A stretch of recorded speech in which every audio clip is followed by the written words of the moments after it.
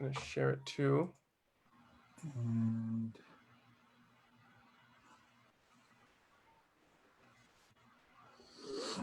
So I was saying, Sheikh, that in Mishkat we're covering 2 chapters because we're doing part 1 and part 2 as 2 separate periods, right? And mhm. the ittifaq is crazy because in part 1 of Mishkat we're covering. Are you ready? Yeah. Kitab al-Janaiz. Oh, subhanallah. And the first bab is on the chapter of Fadilatul Iyada wa Thawab al-Marad. Subhanallah. Right, the virtue of visiting the sick and the reward for being sick. And I was telling the students today how we've always talked about iyada, but I'm encouraging that we start a virtual iyada, Hmm. or call people and check up on them. And then the other thing, so that's the first side of Mishkat. We're covering this Kitab al-Janaiz on funeral and burial, and some of these issues that we talked about earlier regarding the coronavirus deaths and how to deal with the funeral. We're touching on some of those issues. And the second one, which is actually, I think, as interesting, if you ask me, is the chapter on Babu Tawakkuli was Sabr. Oh, subhanallah. On that side, Babu Tawakkuli was Sabr. On this side, it's Janaiz and Marad and Iyada. It's a great combo. And it's That's purely beautiful. ittifaqi, not planned at all, but it's just that Allah made it such that it's working like this. That's beautiful. Yeah. Bukhari is good. There were a couple of some interesting, it was Alamat Nubuwa. So there were some interesting discussions and chapters and narrations, rather, excuse me. But today in Tafsir Jalalain, we were covering the ayat from Surah Al-A'raf, and it was basically about Musa alayhi salam and Fir'aun and the Sahara to Fir'aun and things like that. The story of the Sahara, the magicians, Uh-huh. and it was very insightful. It was very interesting. I found it very, very relevant to a lot of what we're basically experiencing and what we're going through. So alhamdulillah, it's remarkable. You're astounded by the timelessness of the wisdom of the Quran and the Sunnah of the Prophet Sallallahu Alaihi Wasallam. It never ceases to amaze how relevant it is. That's beautiful. Yeah, I'm enjoying it a lot. Well, we are online, Sheikh, Oh, we and are okay. I think we are, yeah. Okay, And I struggle with this kind of stuff. so we So have a lot to cover today because we in did in take the courage to in post online. in Urdu they say Umar ka taqaza hai. So Sheikh आपकी उम्र इतनी भी ज्यादा नहीं आज आपकी सालगिरह है ना today's your birthday right Sheikh it is actually my birthday today. Mubarak Mubarak if I had a group of people here with me today I would sing you a happy birthday sheikh I'm definitely glad that you don't have a group of people there with you today. even if Ustad Murphy was here right now he's on his way by the way for those of you that are already joining us if he was here with us we'd tag team and give you a nice beautiful happy birthday but inshallah I'm very happy that he's not. mashallah how does it feel to be on your birthday how does it feel to have a birthday today sheikh It feels great to be 56 years old, if that's what you're asking. I'll make the joke before you guys have a chance to make the joke. I'm tired of it. All day long, I've been every congratulations I get about the birthday, I get 10 years older. Oh goodness. Oh, do you guys usually celebrate birthdays at home? No, not really too much. It's pretty chill. I mean, I don't really have a beef against it. I'm not one of those kinds of folks. But at the same time, I just think there's a lot of frivolity, and it just kind of leads to the thing that for me, the bigger concern rather than fiqh is a lot of times the tarbiyah of it, right? Somebody just said, mashallah, you look good for 56. Mubarak Facebook. I love it. I love Facebook. I love social media. I love it. Keep it going, guys. Don't stop. Today's our day. So as I was saying, more than the fiqh, what concerns me is the tarbiyah of it because,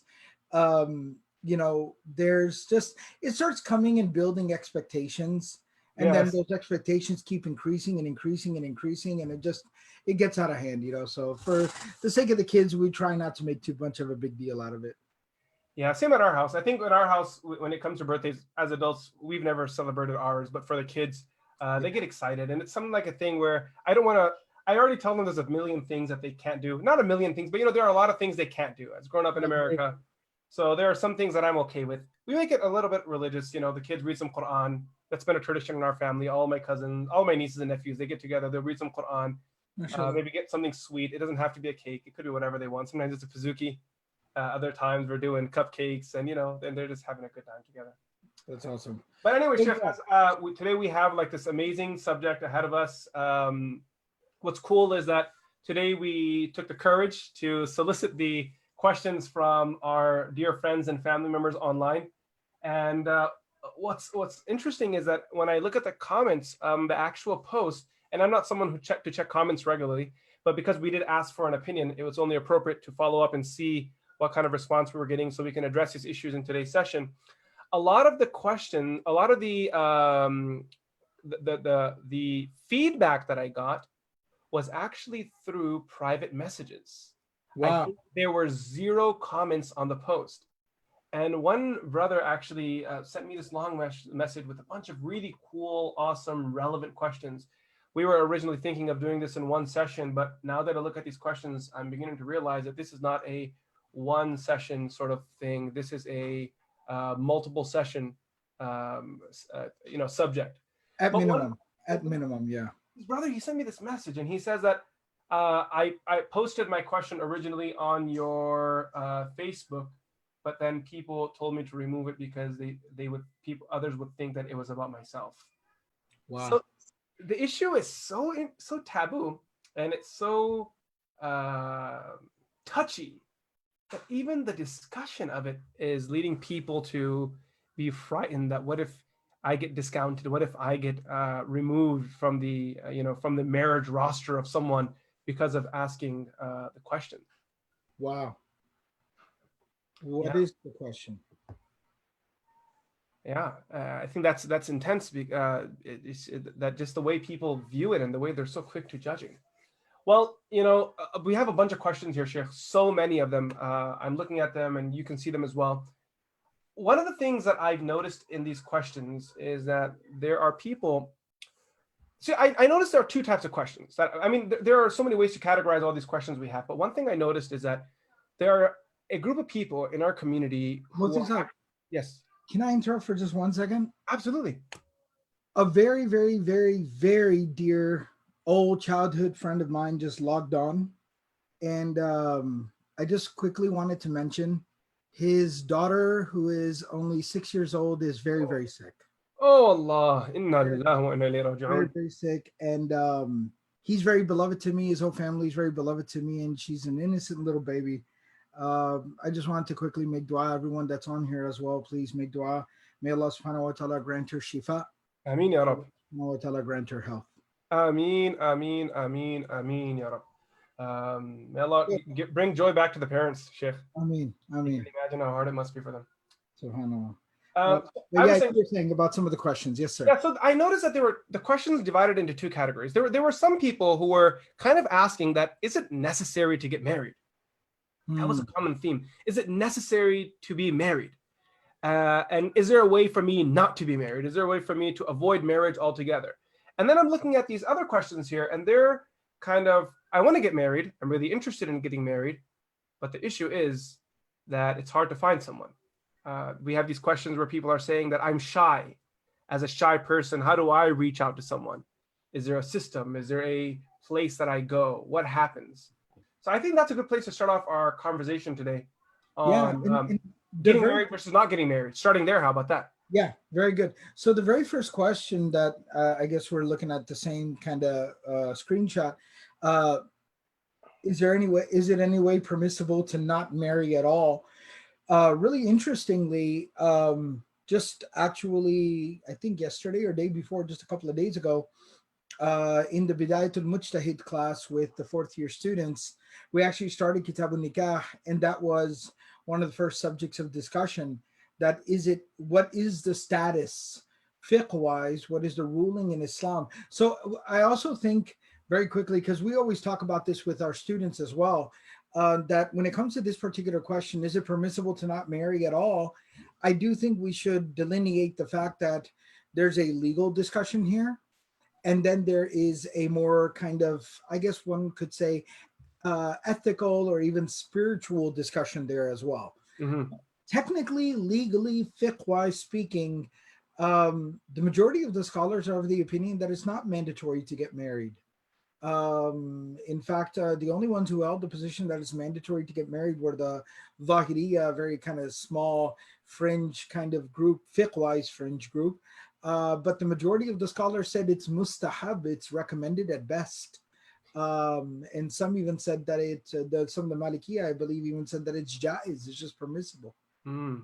Yeah. Isn't it interesting that the fuqaha, they view the ruling of marriage to be circumstantial? Mm-hmm. That Yeah, there are some scenarios in which it's actually not permitted to get married.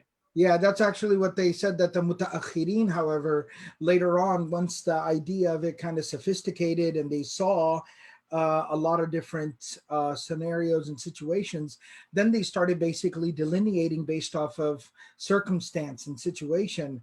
Like exactly as you said, for some people it's not permissible. For some people it becomes near necessary, like In the becomes, tawqan al-wajib, when a person can't yeah. even control their own passion, their own desires, and they're about to go commit zina, nikah, and if they can afford it, if they have the ability to carry out a marriage and they can be mature about it, and it's just not about relieving yourself, but they know that they're in a constant fear of zina. For that person to take this issue of marriage seriously becomes that much more emphasized. Yeah, and especially if you look at the scenario where there's two people who have a level of attraction, there's a level of compatibility, they've gotten to know one another, they have familiarity, and maybe even, unfortunately, they've even started to develop a bit of a relationship with one another. And basically, the whole recipe's there for a marriage. And now in this particular, and now they're teetering on the edge of basically falling into sin. That's exactly like what you're saying. In that particular kind of a scenario, it becomes near necessary, close to almost mandatory for these two people to just basically tie the knot, so to speak. That reminds me of the hadith of Rasulullah sallallahu alaihi wasallam, where Nabi sallallahu alaihi wasallam was advising Ali radiallahu anh not to delay three things. Mm. You remember that narration, Sheikh? Absolutely, absolutely, and there's even, right, man istata'a minkum al-ba'ata falyatazawwaj, right? So even that verbiage falyatazawwaj. Now, granted, it's not automatically, it's a command form, what we call in Arabic, so it's not automatically translated as an obligation or a mandate, but nonetheless, that is, kind of built into the construction of the word, that it is emphasizing something upon you. But let me challenge you on that, Sheikh. I'm going to take another perspective. Mm. If we phrase the issue that it's not mandatory to get married, and that I agree with. I mean, we don't need to mandate people with things to encourage it. That's just Right. bad policy. It's bad tactics. It's not a good idea. But do you think that becomes a route that people may adopt who are running away from the idea of marriage, possibly because they are terrified of commitment, they're terrified of change? Now, I don't want to bunch everyone into one big category. That would be incorrect, and that's not what we want to do. Well, I do realize that there are different reasons why people can't get married. Some people, just because of health reasons, they can't get married. Some people have commitments. They want to take care of their mom, their dad, and that becomes their priority, and they realize they can't marry. Some people may have, for some people, to be honest with you, it might even be that they aren't attracted. Mm-hmm. Just overall, they're not interested in it. So there could be a lot of reasons. Some people might be, whatever the case is. But I think there might be a group of people who might feel that, okay, Sheikh is saying here that nikah isn't farad, then the way they're phrasing it, it seems, and I hope it doesn't seem like that, because that's not the way we're intending to frame. But if someone does deduce this and say, these guys are not encouraging it, that's what I feel. They missed the word that you said, mustahab or sunnah. I think they kind of missed, in case they missed that language. Right. And also just the fact, that's why I said we're going to have two specific separate conversations about this one issue. One is just from a very technical point of view, are you committing a sin so long as you are not doing something, versus a spiritual, ethical, moral discussion about how are we meant to live our lives? Kind of what is our ethos? What is the, kind of like the culture of Islam? So we'll get to that part of the conversation. And of course, you can probably already tell, spoiler alert, Marriage is very, very important to the culture of Islam. Mhm. But from a technical point of view, yeah, absolutely. That somebody you were basically saying that somebody's kind of running from the idea of marriage because of, like you said, having certain fear of commitment. I'll even add to that list something else that I've actually come across more and more and more and more. Increasingly, I come across this, and that is there's a lot of people who are very, very traumatized, who are scarred by bad relationships that they've seen, bad relationships that they witness in their families. And they've seen such terrible experiences and even oppression at times, and just terrible, terrible things, that they are so terrified of having that kind of an experience that they basically just run from it. Yeah, that's a and that becomes a responsibility of the parents to give a better example. I remember once while I was in Chicago, there was a parent that came to me with their child, and they said to me that, we want our daughter to get married. Sheikh, can you please talk to our daughter and convince her to get married? And I don't do that. That's not what I do.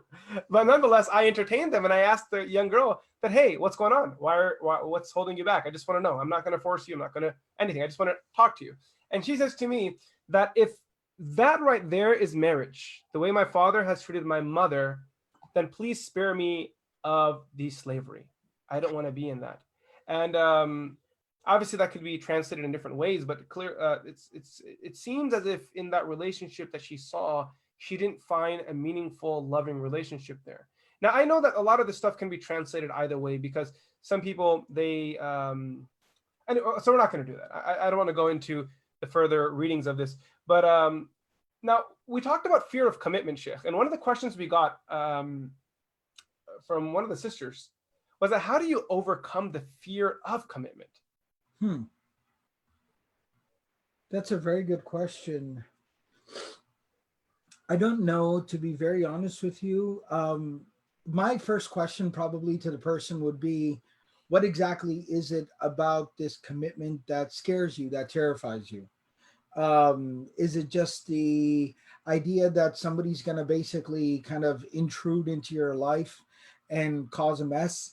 Is it the fact that I'm going to have to like answer to someone for every single kind of moment of my day, so to speak? Not to say that that's what marriage should be, but that those are kind of the ideas people have, right? I don't know if it's just the fact that I won't have my freedom. I won't be able to make the decisions to do what I want to do.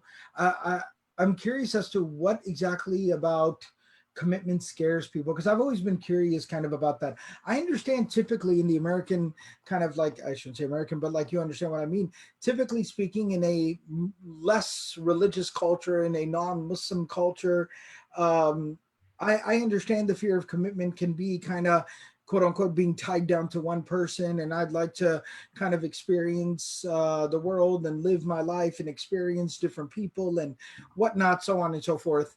But if somebody is kind of like in a somewhat, I'm not talking about somebody being very righteous and pious, somebody's living with an Islamic paradigm.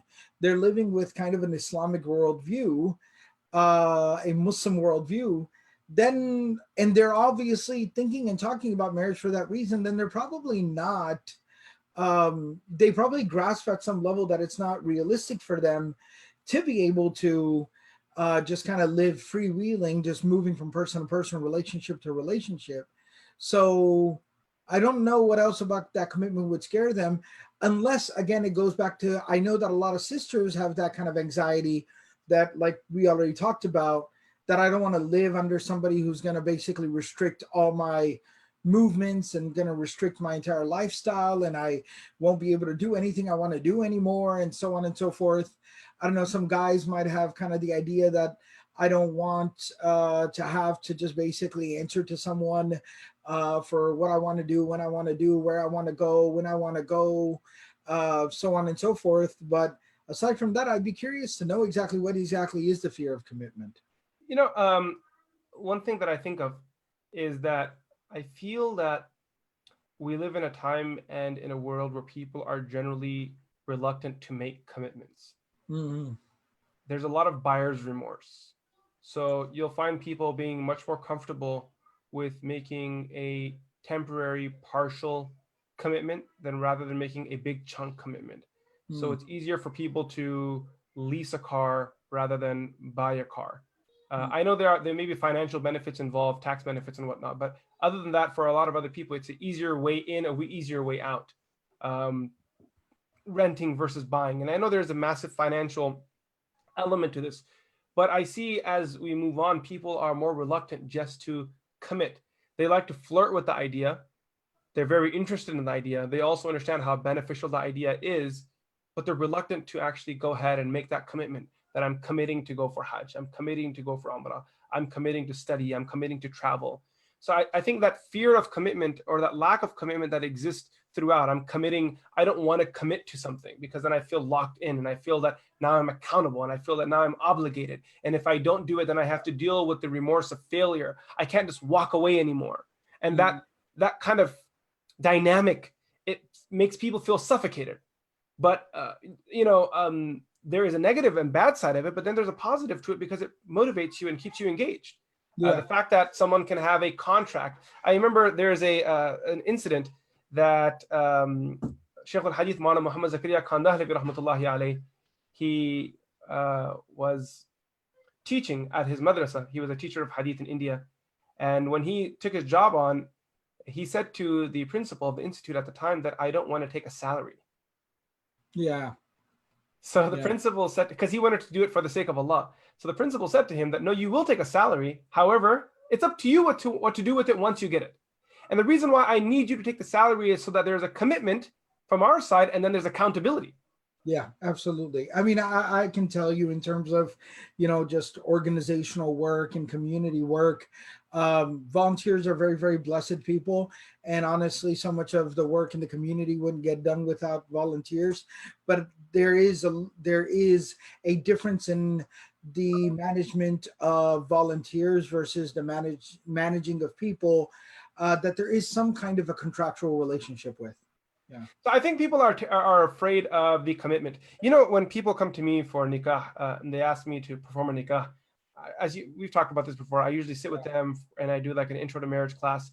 And one of the things I always point out to the bride and the groom is that, look, when you get married, at the beginning part of the marriage, I feel both bride and the groom are usually very edgy. Mm-hmm. Because the wife or the girl is always thinking for the first few days, first few months, maybe even, which freedoms of mine is this guy going to take away? So, you know what I mean? Which freedoms of mine is he going to take away? Because there's so much stigma. All of the Bollywood movies, all the cultural stigma that exists out there. And for a lot of the guys, right or wrong, again, I'm not saying anyone's right, anyone's wrong, but I do believe that there are a lot of guys out there who walk in thinking, I'm a man of authority and I'm the one who has, the last say in everything, because that's the way that marriage is framed to them. So in the first part of marriage, they're just looking to see whether they are respected and whether they are obeyed. And so there's this interesting power struggle that's happening at the beginning. And I try to tell them, guys, put your guard down, stop being in the ring. This is a marriage, learn to love one another. The issue of rights, because commitments is also connected to rights. It's connected to rights and expectations. Right. So, when it comes to rights, Islamically, one thing that I love doing is that I love asking people, what are the rights of marriage? Right. And usually, like, we're 2 days away from marriage and people don't know. And I say to them that that's completely cool. It's cool that you don't know. And I think it's actually meaningful in a way, because if you knew all of your rights, you would sit there and demand them. This is what Maulana Thanwi rahmatullahi alayhi says. He said that, when people know their rights too well, they just sit there and keep demanding. And then he quotes the hadith, al-yadul ulya khayru min al-yadis sufla. Yeah, the upper hand. And that doesn't mean that the downside of not knowing your rights are that you could be abused. Yeah. Someone can do you wrong, right? But just being obsessed with your rights could also just make you a lawyer in your marriage, and then you're in a catch. And so he says that does not work. It's horrible. Yeah, that does not work at all. Not by any stretch. And the other thing I was also going to say was this whole conversation about kind of like rights and responsibilities of marriage. Everyone's always very curious about like the technical stuff. What do I have to do, and what does she have to do? What am I owed? What is she owed? And a lot of times that's why I try to explain to them what's really interesting is when it comes to these kind of like specifics of who's responsible for what, that is not stated within the Quran. And very few of those things, if any of them, are stated within the hadith of the Prophet ﷺ, the Sunnah. Rather, the Quran and the Sunnah primarily focus on the philosophy of marriage, and it focuses on the principles, the underlying principles of a healthy marriage. Mawaddatan wa rahmatan litaskunu ilayha, hunna libasul lakum wa antum libasul lahun, so on and so forth. And there are some technical points about like nafaqa and sukna and things of that nature, but to a large extent, a lot of technicalities are not stipulated and laid out and mentioned out because a lot of them are very dynamic. They'll change from time and place and situation and people and circumstance and culture. And a lot of them are negotiable. Very honestly, they're negotiable. They're for the two people to figure out. Maybe that can also help to alleviate a lot of the nervousness and the anxiety people have approaching marriage if we fostered more of an idea in our community that a lot of specifics actually need to be figured out by both parties together. You don't come in with your mind already made up about what you're going to bring to the table and what they're going to bring to the table. You actually come in with a good spirit and a good sense of cooperation, and then you're going to sit together and figure out how you're going to live your life together. I don't know. I agree. I think that so there was a legal element to the frustration that people have with commitments and the fear, and I think the second part is the expectations. And that second point is I can be really nervous when it comes to signing a contract, making a commitment to work somewhere if I don't know what's expected of me. True. If I don't know what people want me to do. True. Beyond marriage, I'm really not sure if I don't know what's expected of me at a dojo, karate dojo, why would I sign up for the class? You know what I mean? Right. So I think that's an interesting discussion as well, to know what the and then I think the last part when it comes to this expectations, what are your thoughts about people sitting and talking with folks that have been married for a decent period, where there is a certain cultural overlap, where there is a familiarity with the circumstance, and maybe talking to them. I know everyone's experience is different, but maybe that could also help. Yeah, it could help a lot because, and again, I'm going to try to say this as politely as I can, but if you really want to navigate a situation properly, you need to understand Assalamu alaikum wa rahmatullahi wa barakatuh. Hold on 1 second. من ثنيات الوداع علينا. He's here, Sheikh. He's here. He's just using a computer for the very first time, so he's trying to figure it out. Yeah, in honor of your 74th birthday. I told you. I said at the beginning that if Ustad Murphy was here, we would have sang Sheikh Abdul Nasser a happy birthday song.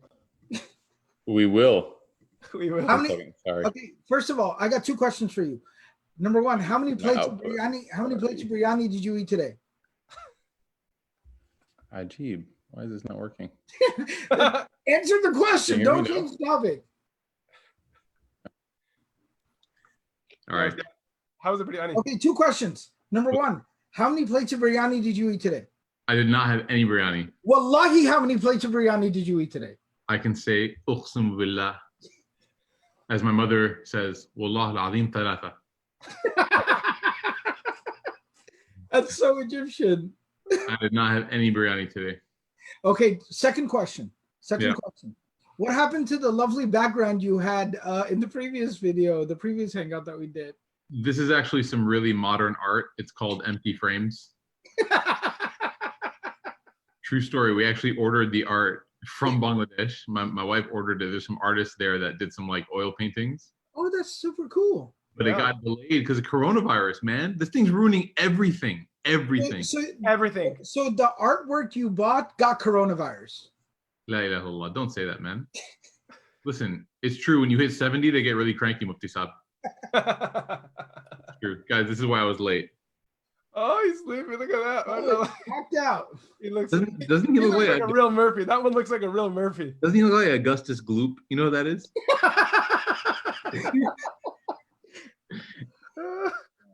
You know what? People. Sheikh, is it jais to do ghiba of a baby? Listen, man, they don't have any rights. people are gonna infer a lot of things from the comment I'm about to make. but I can confirm that that's exactly how you look like when you sleep as well. Listen, everyone, listen, you can give everyone a little bit of peek behind the veil. That's okay. That's okay. I'm not mad. I'm also happy you're wearing that thobe for like the 4th day in a row. I told you, this is my quarantine though. This is what I'm wearing during Are quarantine. you quarantining yourself inside that thobe? Yeah. No, listen, you're not supposed to listen, let me ask you a question, okay? You're not supposed to quarantine wear, ever.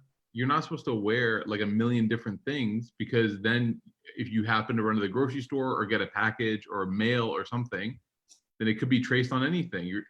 I watch this thing twice, like I watch this thing once every 2 days. I watch it. And I'm wearing obviously clothing underneath it, all right? So relax. So Stop it. We are live, my friends. I know. We're careful. No, that's what I'm saying. It's like it's clean. I'm wearing like, I'm wearing pants. The distance from Ustad is just starting to I'm getting frustrated. So I fight with him when I get frustrated. I know, yeah, this is problematic. I can tell when you're upset, it's because we haven't hugged in a long time. I'm thinking about risking it all for a hug.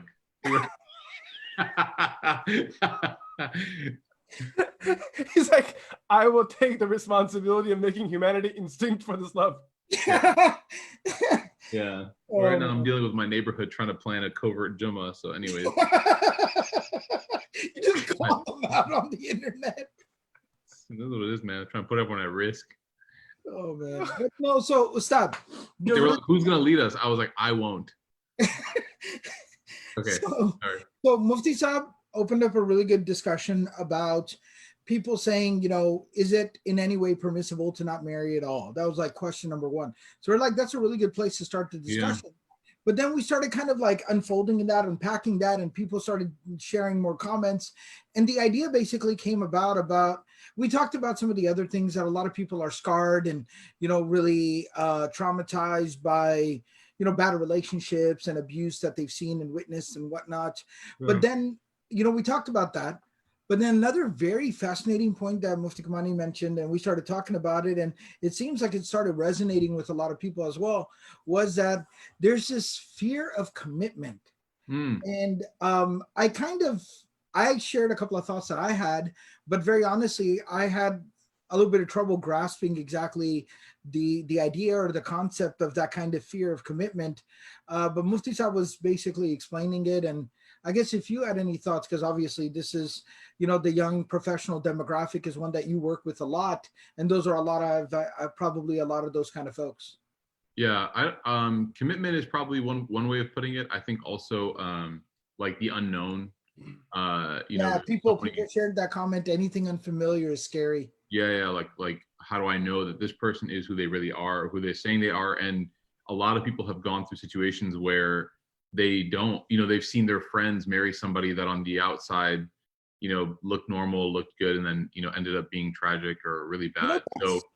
That's a really, really fascinating and both scary and fascinating kind of dynamic, is that I understand somebody being nervous about the fact that they don't know what marriage is going to be like, but to say they're not sure if this person is who they're saying they are. Mufti Saab, that's like really scary stuff, right? It's like Dhul Wajhain kind of business, right? Yeah, I see this a lot too. Ustad Murphy brought up a good point, where people at the time of I'm gonna make some tea, guys. Is that okay? Yeah, go for it. I'm just gonna grab teapot over here. Yeah, go for it. We're just hanging out, right? Okay. That's an interesting point, Shif, where people are not being honest with who they are. But I'm saying, how elaborate does somebody's ruse have to be for like you to interact with them and maybe even meet some of their friends and family and still not be able to have any idea as to who you're actually dealing with? That's some scary stuff, right? A lot of it's family oriented too, right? Like the family hides things. Oh, yeah. Can I also share a thought on that? Please. It's a little elaborate, but it's a thought that I've had. I feel like people get away with fooling others at the time of nikah because they have no social print. Explain that. What do you mean? Oh, I know what you mean. They have no credit report. Exactly. They don't have an organic, real credit report. So in Islam, so now we have credit report, right? Like, you want to build credit to get a loan at a bank. Right. So the bank creates if the bank's going to give you a loan, they have this superficial system called a credit system, and you use a credit card, or you take loans or different grades of loans, and you pay them off, and as you pay them off, you build credit, and that tells the bank that you're trustworthy. Okay, so then there's this other credit. So Islam has a credit report system too, which will then give you access to the resources of the community, which is through adab al-mu'ashara. Every time I carry someone's weight, every time I say salam to someone, throughout the 30 years of my life, every time I show a good gesture in the society, I build my credit report. And then tomorrow when I'm 30 years old, if I need money to do something, or if I need to get married or whatever it is, people know, innaka la tasilu rahim, tahmil al-kal, like they know, okay, this person's got a good credit report, so things are going to go well for this person. Now, young men and women in our community, both of them, don't have any sort of real credit report. Yeah, and people move around so quickly that somebody could be like getting a job in a different city, or like the communal aspect, like being an embedded part of a community is like a rare thing. Mm-hmm. And I grew up in Chicago. Sorry, my tea is boiling. I grew up in Chicago, like where we grew up centered around a masjid, so we did have that sort of. Mm-hmm. Yeah, the norm for me was that you knew people. Yeah, that's what I'm thinking about. The traditional cultural kind of notion was you talk to their family, you talk to their friends and their people that are their neighbors, and you talk to people in their community. And basically, I guess what y'all are saying is that that's not a guaranteed anymore. Ustad said that the family might be just kind of, hiding certain issues, or even flat out lying about certain things. Yeah. And nobody in the community can really tell you anything concrete or substantive about this particular individual. Yeah. And so then you're basically kind of dealing with like a ghost. Now, how do we, the reality is like, you can't, nothing's absolutely certain anyways, even in situations where you do have that communal sort of credit or reputation or whatever. But I do think regardless, like there definitely has to be like a checklist that has to be developed within the community. People all the time come and ask questions about like, what are some of the questions I should be asking? Mm-hmm. And I think it would really be beneficial if someone were to sit down and put together like a template. I know that there's that famous Imam Majid's 100 questions that's going around, but that's more so once you've gotten past.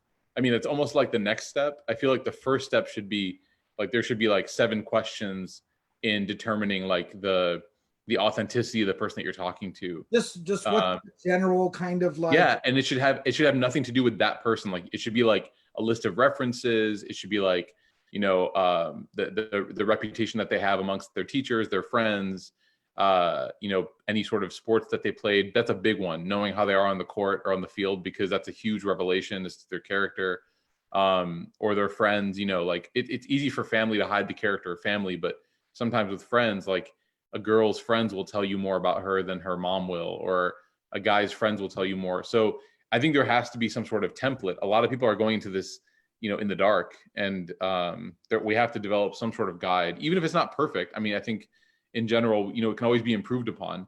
That, and then the other thing is having some sort of community vouch, like with a sheikh or an imam. I think it's a huge deal, Really? I agree. I wouldn't recommend anyone to get married to an individual who can't be vouched for by another community member, a family member, or a third party. If you can't get to know about someone from other than what they say, that's you putting a lot of weight on what they're saying. And I always tell people, like, I can't recommend somebody who I don't know. So like they'll ask, like, what do you think about this person? I'm like, I don't know them. And they're like, well, what do you think? I'm like, I think that they're a human being, like, and they're eligible for nikah according to Sharia. But like, I was like, as far as their character is concerned, like, I have no idea. But see, that's why I kind of like hesitated. I had a little bit of that reaction when you kind of said having somebody prominent, a community leader kind of vouch. I seen that go sideways a lot of times as well, where it becomes this very ceremonial kind of thing, where if I've seen something in the masjid twice a week, I'm like, oh, mashallah, very nice brother. Yeah. And I think it's two-sided, right? Like the family has to know that, like, you can't just pay an imam to like vouch for you. And then the second thing is that imams and pay the imam with plates of biryani. That's a different story, my friend. That's a different story. Somebody even kind of shared a comment right now saying that a lot of times there's this whole kind of culture of like wanting for people to kind of get married. So a lot of times there's even like inflating of the person's character profile, or Oh yeah, just you kind of seen person and spoken to them a couple of times and you say they're a really nice person, like you don't know that necessarily. So I mean, yeah, granted, inshallah, most people of knowledge and people of ilm and leadership are more kind of diligent and ethical than that, yeah. but Responsible. I I would say responsible is just a good way of. yeah, that they're going to be more responsible. But I just know that that's happened a lot of times. Yeah, and I feel for people who are scared because of it. I would say that in anything in life, whether it's getting a job, whether it's moving, whether it's starting a business, whether it's anything, there's a lot of unknowns that you just simply can't know. I mean, before you get involved. And I think that that's where istikhara is a huge deal. I think like Sheikh Abdul Nasser has that really, really good video on istikhara. And I think sort of trusting in Allah, but at the same time, I'm not going to reference that if you don't mind. So those who want to learn about istikhara can actually read it and check up on it. I know there was and there's a really good website that Munir put together. Remember, Munir, right? Al-Tal from Arabic. He studied at an Arabic program that was in Dallas. What was it called? Istikhara.com, I think. Something like that. He basically took the istikhara video and kind of. Yeah, it's literally istikhara.com. So, how do you spell that? istikhara, istikhara, only one A, both sides. So istikhara is one A. So istikhara. So the reason why this website's so cool is because it's very like straight to the point. Am I a host on here or no? No. Am I? Yeah, I am. Hold on, I can share my screen. Okay. So istikhara, let me share this real quick. So istikhara.com, you guys see this? Yeah. Yeah, so it's very clear. Make intention for istikhara, pray 2 rakat of prayer, recite this dua. It gives the dua. It gives the transliteration in audio if you need help with pronunciation, or you can make it in English. Either way is fine. But check this out. On the bottom, it's like explaining basically Sheikh's video. So it's a summary of Sheikh's you did during, I think, 4 or 5 years ago during Quran Intensive. Oh, it was. And so it's like, it answers all these questions. And then on the bottom, it says istikhara, the how to and the why. So if you want to watch a video to learn more about it, it is on the bottom. But the point I'm trying to make is like istikhara, the beautiful part of the dua is this part. So you're asking Allah, if you know that this thing, and you mentioned it, this thing is good for me in my deen, in my life, in everything basically, then make it for me, right? Then make it for me, make it easy for me, put barakah in it for me. And if you know that it's not good for me, and it's not good for my faith or my life or anything about my life at all, then turn it away from me, turn me away from it, and put something better in its place, right? And make me happy with the thing that you put in its place. So the beautiful part of that dua is like, at the end of the day, you're admitting that you don't know the future. Like that's the cool part about it. Like at the end of the day, you're kind of like, look, I'm making this dua because I don't know. Yeah. And then you're trusting that Allah is going to do what you're asking, which is He's going to help you make the right decision. Nevertheless, I still have a lot of sympathy for people who are questioning or hesitant because of that. And I'm not going to try to tell them that, oh, you're missing out and this and that. I do believe that marriage is an amazing thing. I think it's amazing, but I think everybody has to come to that realization when they're ready for it.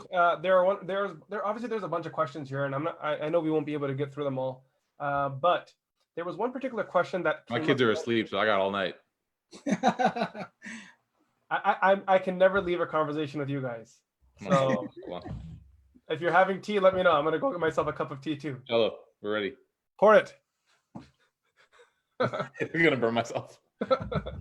So there's this question that people are asking. This question has repeated itself so many times that I think it's important that we share some thoughts on it. How do I find someone to get married? And then there's another interesting question about I'm reading this one verbatim. How does a shy girl get to know someone? Then there's another one here. How to continue to assess compatibility since meeting in public is no longer possible. Meeting in public is no longer possible. Like they're saying like universally, or they're saying just for themselves. I'm not sure, to be honest with you. Oh, right now, you might have to put some of the stuff on hold for now. But, okay, that first one is definitely one that's so broad because there's a bunch of these questions about. One more again, time. What was the first one again? It was about how do you what's the procedure of finding someone to get married?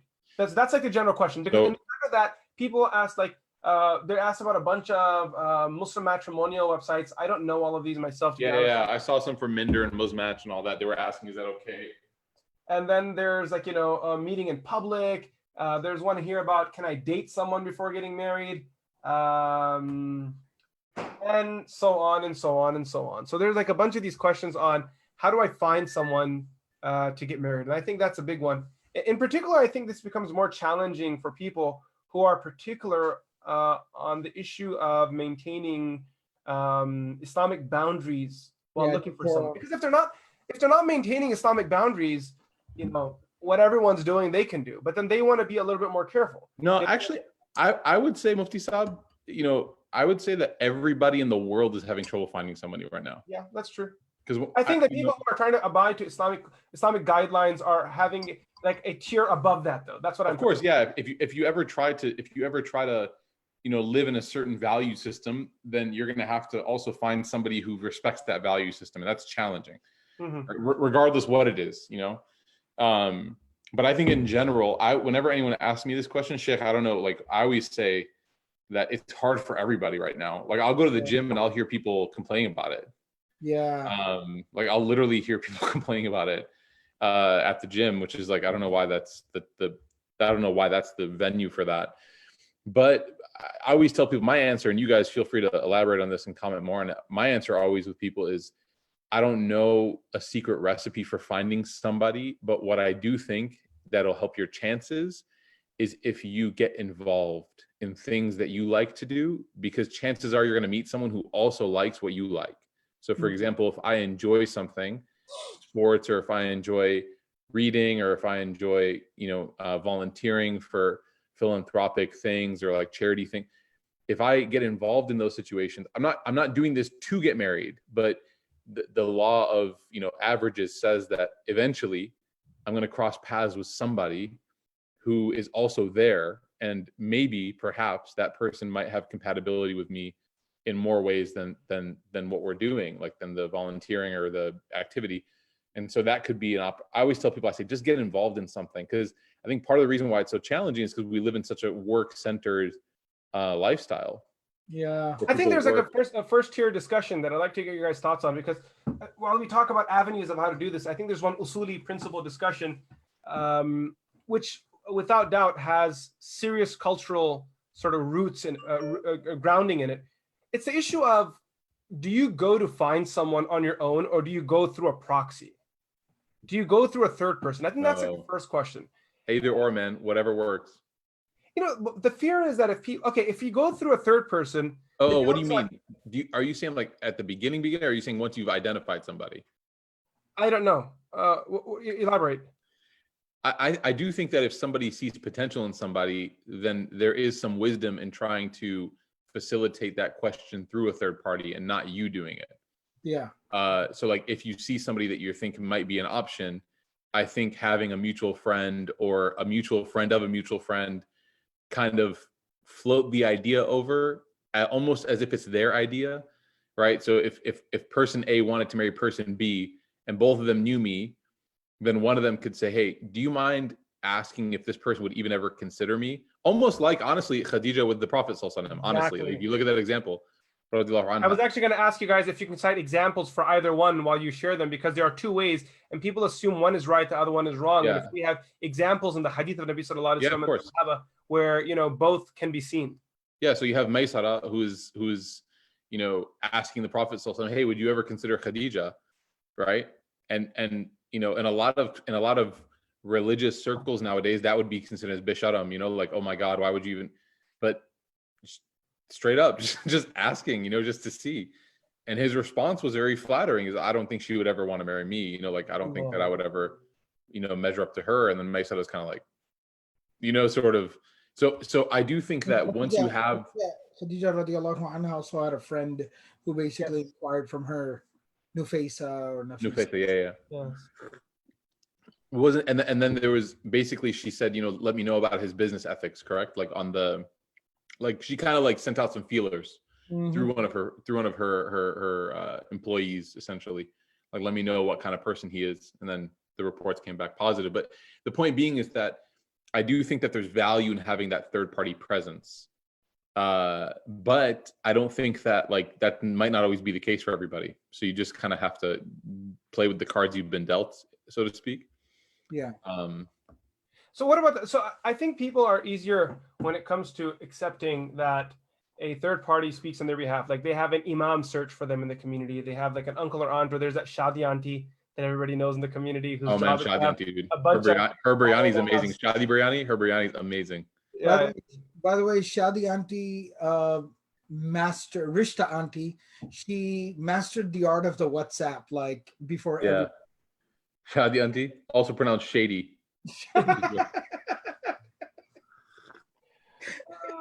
I think if you're blessed to have that situation, then that's fine. I personally know that, and people sometimes get offended when they ask me to help them, and I say that I just don't do that because I said that I would recommend this person. They just said, "Do you know anyone who's looking?" That was the question. I said, "Yeah, I know some people who are looking. I don't know them," and I I apologize. I introduced looking party A and party B, and it didn't work out, and I got blasted as if I was coronavirus or something. So I just told them, I said, like, I don't do this anymore because I don't want to take responsibility. So I do think if that person's in your life, you can ask friends, family, etc. if you want. That's fine. Absolutely. I think everyone's going to have a different experience with that. There's no real playbook here. Okay. But would you think would you say that it's probably, is there one better than the other, going through someone, having someone keep an eye out for you in the community versus approaching people directly or looking out directly or contacting people directly? I know there are examples. If I remember correctly, there's a hadith of Nasa'i where there's actually a bab dedicated to this, where the jawaz of a lady making the proposal, because usually people think that a man has to make the proposal. Yeah. Can a lady actually do the khitbah? Can she reach out to a man and propose to her? The fear that people generally have is that if I don't go through a senior in the community, if an imam, an uncle, an aunt, a teacher, someone doesn't keep an eye out for me and an older sibling, then when I go to look for someone myself, I'm going to have to engage, interact. And this is something I've never done in my life. I might cross boundaries. I was just basically going to say that I do feel confident saying that Islamically, just in general, ethically, and emotionally, spiritually, I do think it's advisable to have someone else, to have a third party that is in the loop. In the loop. Yeah. In the loop. Absolutely. For sure. Absolutely. For sure. Like, so. But like facilitating your conversations. No. I mean, like there's someone else kind of making introductions. You are keeping a third party kind of updated about the process and where everyone is. That third party is also able to kind of reach out to both of them eventually and kind of say, okay, where's this situation at? Yeah. And they can kind of push them along further, because somebody literally kind of put this as a comment saying, it's also, look, we're all human beings. We have to kind of admit certain tendencies and certain things when there's weaknesses involved. And that is, some situations tend to linger way too long. Yeah, that's true. And so you kind of... Are you volunteering to be that third party for everybody, inshallah? Your phone number is 817. 532. Yeah, literally 817-555-555. If anybody is interested in acquiring someone as a third party, you can head on over to the Roots community. Don't do this, man. We already have a problem trying to dispel that reputation. Well, I was gonna say you can go there right now. No one's gonna be there, but that's true. Yeah, yeah, you can go sit there right now. I do, but yours was made for you. That's shady. Having a son. Why are your kids awake right now? Because they're Maimon, that's why. That's true. That's true. They're eating lunch. They just got done with lunch. Maimon lunch, 9:30 p.m. Okay, so let me rephrase. Third parties for facilitating once there has been the question from Mufti Saab was like, how do I meet somebody? And that my answer is, however, as long as it's within Sharia, like you're not going to go nightclubs, you're not going to go. But if you see someone who's Muslim and they're at work or they're in the community, there you go. That's your introduction. Now you can involve the third party. Yeah. But I think does that make the whole issue dangerous? Because now you have young people that are looking around with the intention of marriage, and they may not be able to switch in between looking at people as just community members, and not looking at everyone as a potential proposal. I think that's unfortunately just the reality of people. I think if a person doesn't have the ability to turn that off before marriage, they won't have that ability. They won't have that ability after marriage either. But then we're opening that door of, just looking at people with shahwa and changing the perspective from now.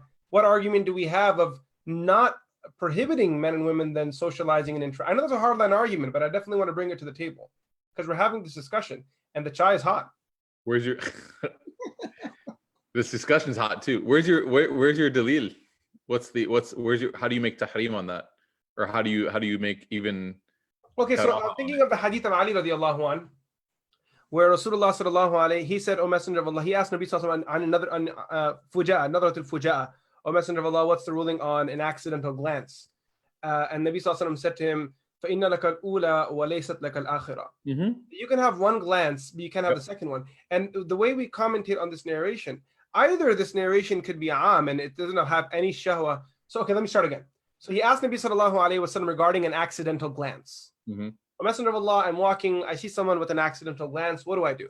Nabi sallallahu alayhi wasallam tells him, lower your gaze, because the first one is okay, the second one isn't. Now, when we look at this hadith, either we look at this hadith very broad in general, and we say that there is no restriction to it at all. Therefore, all glances, the first one is okay, the second one isn't. That would be really awkward socially and just not realistic. So most Shurah hadith, they kind of add a condition of shahwa there, right? And you know what interesting thing, Sheikh, about this narration, a little side point? I was reading Qadi Iyad al-Maliki's commentary, and we just covered this narration recently. And he says this hadith is a proof that majority of the women in Medina Munawwara were not wearing niqab. Allah. He said because if they were wearing a veil and niqab, then the Prophet ﷺ would not prohibit Ali radiallahu anh from the second glance, because you're only looking at fabric. The chai must be very hot then, Sheikh Saab, because Mufti Saab just dove into another conversation. Yeah, exactly. We just veered off into a whole nother conversation. But Sheikh, you see where I'm going with this narration of Ali radiallahu anh? Yeah. My point is that there's a certain tabi'i, like natural human reality towards just interacting with other human beings. And so, whether that's and Khadija and the Prophet ﷺ is a sufficient example for that, right? There's radiallahu anha. It's just it's a professional relationship, and it evolved into a personal relationship because of the admiration. So I think that some level was her admiration. Sorry, Sheikh, I'm just gonna throw this one point in just so you can address it too. Why do you always fight with me, man? Huh? Why do you always fight with me? Hey man, we're just chilling right now. We're not fighting. So we don't fight. It's all love. But is it possible that Khadija is it a fair assumption? And I address this to Sheikh Abdul Nasser as well, because mashallah he's done a lot of research on the Sirah, that the narrations indicate towards Khadija radiallahu anha's love for the Prophet sallallahu alaihi wasallam coming into existence, not necessarily based off of a visual exposure, but more of exposure to Maysarah's report. Where Maysarah comes in, and he then gives that information to Khadija radiallahu anha. I'm just worried that we open up a floodgate, and see this issue has two sides to it. There's one side of people who are privileged and they have the privilege again of having multiple people searching for them in the community, and then there are some people who actually don't even have that privilege. So they might be watching this video thinking, "What a bunch of guys talking about privileged people who have families around them and they're helping them, and I'm a new Muslim and I don't have anyone looking for me. What about me?" Right? But then the fear is that if we do open the gate, in which the gate's not ours to open, but if the door is open and we do establish that there is a thing here, it just becomes a massive dating scene, and people have a tough time drawing boundaries and knowing what to do. And it's as if some of the best people that we know, and I've seen this in my life, who are even somewhat religiously practicing or inclined, When they get engaged, all that goes out the window. Hmm. When they find someone they're interested in, all the Sharia rulings, and Ustad, we've talked about this before, everything just goes bam out the window, and there's no pulling them back anymore. Yeah. Allahu Alam. No, I think there's also two separate parts to this particular conversation. I think what Ustad was earlier he was alluding to was the idea that where are you even going to like just kind of see, like even identify, potential prospects? How is that even going to happen? So a lot of times people are waiting for like a very formal process that will even make you aware of people who are even eligible or potential for you to marry. And the reason and so that is a little bit of an unrealistic expectation, not for everyone, but for some. Like Mufti Kamani just said, there's some people that are part of like a tribe. They're part of like a large extended family. They're going to have a little bit more of a formal process where potential candidates are going to be presented to them, like that certain, individuals, they'll be given the idea of certain individuals. But for a lot of people, especially in our communities here in the States, that kind of a process might not formally exist. So I think what he's talking about is just, people going about living their lives, going a little bit outside of their comfort zone, not in behavior and conduct, going outside of their comfort zone in terms of just venturing further out into society and the community. Yeah, to be fair, I tell people to go to the masjid. I say go to the community, go to the masjid, and try to become active there, because then you'll meet someone who shares values. And to alleviate the thing, it's not even so much about meeting the individual. It might be meeting the guy will meet a brother in the masjid who's got a sister-in-law, where he's kind of like, this is a really good, he goes home, he tells his wife, hey man, have your parents found anybody for your sister yet? And she says, no, we're still looking. There's this guy, he's been coming to the masjid, he started volunteering, we play ball together, yada yada, etc. He seems like he's a really, really good guy. Should I get to know him a little bit better? Should I find out more about him? And then one thing leads to another kind of situation, right? So have we ever had in any of our institutional capacity a situation like that happen? People meet each other, whether it's at Roots or at Qadam, at the seminary. It's never happened. And that's a lie. Wallahi. And inshallah, on my watch, it won't ever happen. I was trying to give you an alley-oop, and you just let it float out of bounds. Yeah. Literally. Because it's an academic environment, and I just hate young people. So because I'm old now. It's happened. What I'm saying is that a natural occurrence has occurred in a natural environment, and that's look. If you're lucky enough to have someone who can facilitate and who can do air traffic control for you, and set up flights and all for to continue the metaphor, right? To set up, then that's great, man. Like I applaud you, but many of the community don't have that resource, and so I think So what I just wanted to make the distinction that there's the very, very exploratory part of the process where you're just trying to see if you can even what possibilities exist out there. And that part of it, obviously, if you keep waiting around for someone to come and show you a catalog of people, then you're gonna struggle. You're gonna be waiting around for a while, unless Allah wills. I don't know what to say, but I think what Mufti Kamani was talking about is once there is kind of a loose idea that seems like someone I'm interested in, and there might be some mutual interest. I got to explore this further. We got to inquire. So I'd almost make a difference between just the exploration versus the actual inquiry. When the inquiry happens, and you already said this as well, but I think that's what he's trying to clarify, is the inquiry, having a broker, having some kind of a third party, even if it just be somebody, an older cousin, yeah. yeah, an older cousin who's married for 10, 15 years. I don't know. It could be a number of people, right? But having someone to kind of be involved as a witness within the inquiry process, Yeah. that part of it is very, very important because I mean, we talk about it all the time. There's so many bad experiences about when like people try to take the inquiry into their own hands. Yep. I feel comfortable saying that goes bad more often than it goes well. Yeah, and I think it's better safe than sorry. It's one of those situations where having that caution, that ihtiyat is like it's always rewarded. It's Mm. never going to hurt you. It's only going to help you. There's To so have- much potential. Mufti Saab, there's so much potential for misunderstanding in that whole Yeah. dynamic. Yes. Yep. You know? Yeah, I'm with Agreed. you. Next question, guys. I Yes. actually have a thought on this, if I may. One last thing I wanted to bring up. I always think of friendships and relationships. They have to come into existence naturally. And I think what Ustad Murphy said does have merit to it. I'm not contradicting it. I just wanted to bring the other side of the argument. That way the discussion could flow and it could become diverse and more can come out of it. We can go deeper into what we're trying to discuss here.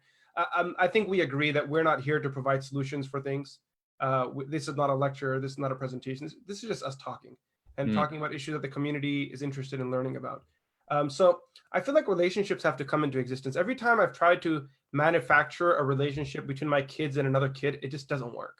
It doesn't work. You know, they have to want that relationship, you know, kind of like that hadith, al-arwahu junudun mujannada, like where souls are connected prior to even existing into the world, where those who that recognize each other in the world, when they meet, they connect, and then there are those who turn away and repel from one another.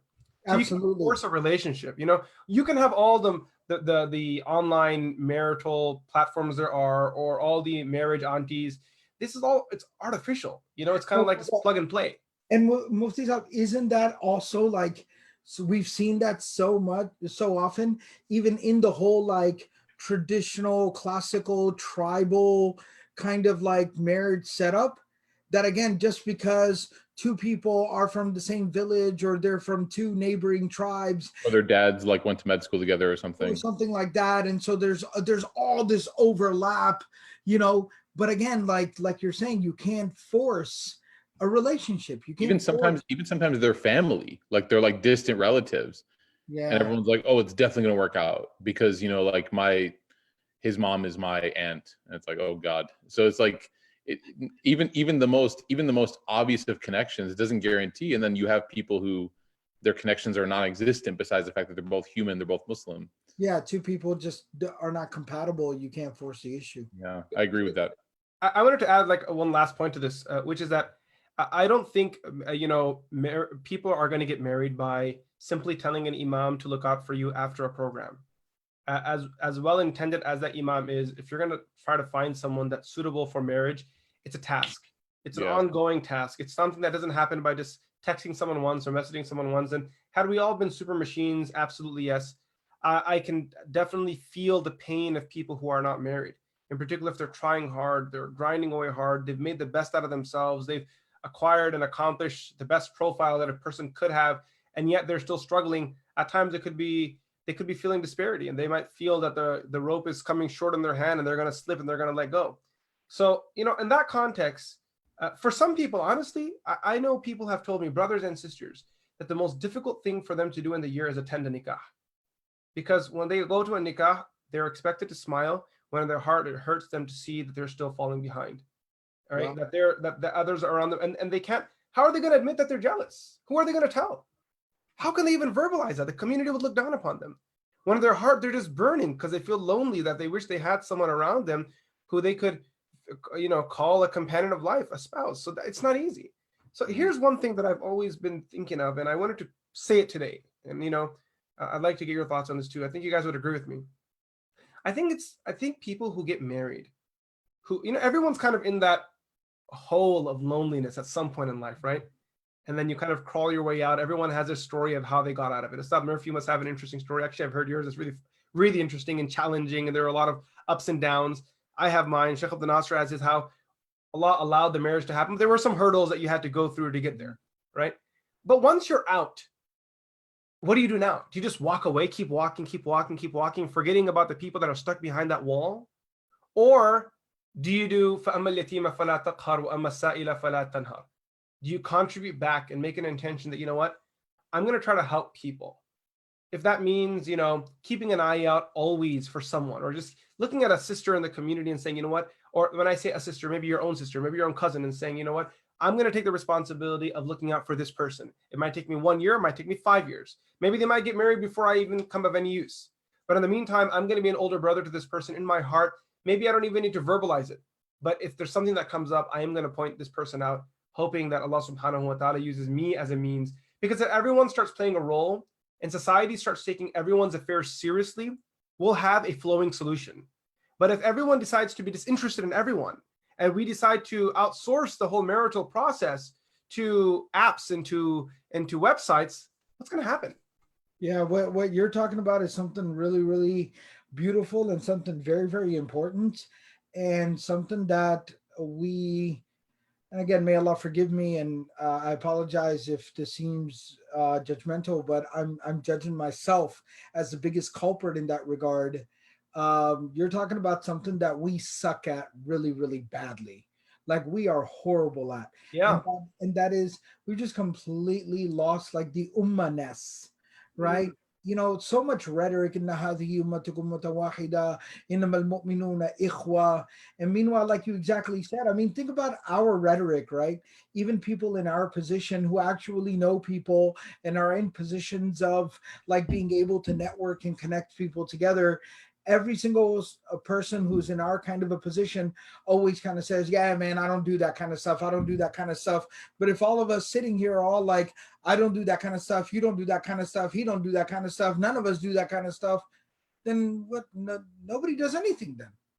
I do think Not only that, then when somebody else does do it, then we're all the first to criticize how that person's doing it. See, and that's where I'll draw the line. Like I personally will admit that I don't have the, because it's more than a full-time job. I mean, the amount of requests that it's so much, and so I do what I can. I think everyone has to do what they can, which is like you said, at the very foundation of it is definitely make it a part of your daily du'as. I think that's something that everybody like. I genuinely do that, and people will notice that I do that after classes, or like even when I like just in general, I'll say, "Oh Allah, give everybody who wants a loving spouse, grant them a loving spouse." Like I'll make du'as like that because I know how much it hurts and it matters. Do you make that dua on Mondays after heart work? Why do you? Since you mentioned du'as, go ahead. Why you drinking out of my mug? Because until I give it to you. So Mufti Sahib, he sends me a picture of that in the morning, and he's like, "Look what I got you," and now he's using it by evening time. Isn't that true love? Haram. Imam Ghazali Haram. says, Imam Ghazali says, true brothers, that one of them can put food in the other one's mouth, and even though he didn't have it himself, he can taste it. Allahu Akbar. That's kind of weird, but Allahu Akbar. Mufti Ghazali's face is just like, Mufti Sahib, I've fed you Oreos on Hajj before, okay? Don't act like we've never had Oreos together. I don't eat Oreos. I definitely, well, congratulations, because you had an Oreo, you just didn't know it. That's what it was. No, but I will say that, you tasted it, that's why. I know, it was delicious. So look, I will say this though, everyone needs to do what they can, but I do think that as far as like tackling the issue of trying to get people to meet and interact, I think that has to be something that is specialized. I really like, I do think that there has to be some specialization. I do think that the informality, it's not practical in the long term. You have so much, and we're seeing the disintegration of the extended family system faster than we've ever seen it sociologically before. And I was about that. This whole, just as a side comment, like, I don't know if this can be changed. I don't know if it can be avoided or not. Just a little bit of a side comment, if I may. This whole like European, colonial kind of now American Western kind of rhetoric, where every time you say the word tribe, it's almost like a bad word. Tribal this, tribal that.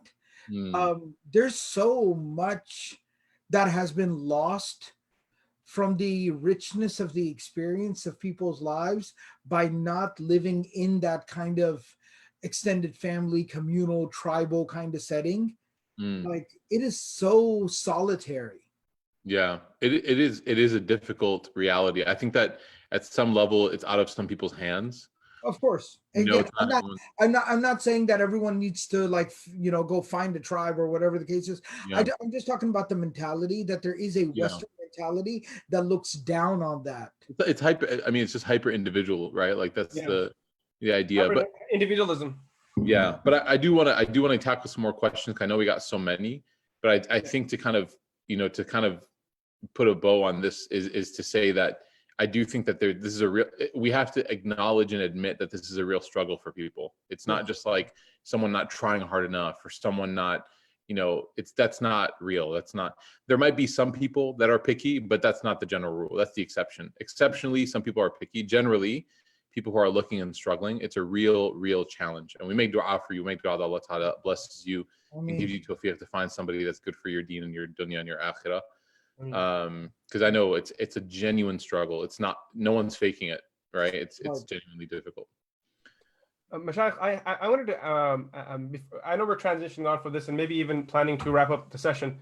Ustad Murphy mentioned something about du'as, and I was hoping that I wanted to basically ask you guys, are there any du'as that you guys recommend for people to make while they're looking for a spouse? Are there any du'as that are your favorite from the Quran? Anything that you've seen in the hadith of Nabi sallallahu alaihi wasallam, du'a al-haja, for example, or even the du'a al-istikhara, or anything that stands out for you that you think would be a good recommendation for people to read? Ustad? Any du'as for, I apologize, any du'as for seeking a spouse in specific? Yeah. Can I share one? Go ahead. So there's one, Like there's an alley-oop off the backboard. what was that? This is like an alley-oop off the backboard. Oh yeah.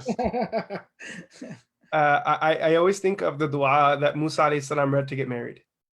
SubhanAllah. Because Musa alayhi salam was struggling to get a job and struggling to find a spouse. And وَلَمَّا تَوَجَّهَ تِلْقَاءَ مَدْيَنَ, he's sitting in Madian and then he sees a group of people. It's a long story. I'm not going to go into the story, but at the end of it, he helps these young women out and then they head back home and he's sitting there and he's really bummed out and really tired and exhausted and he had to leave his land and very lonely.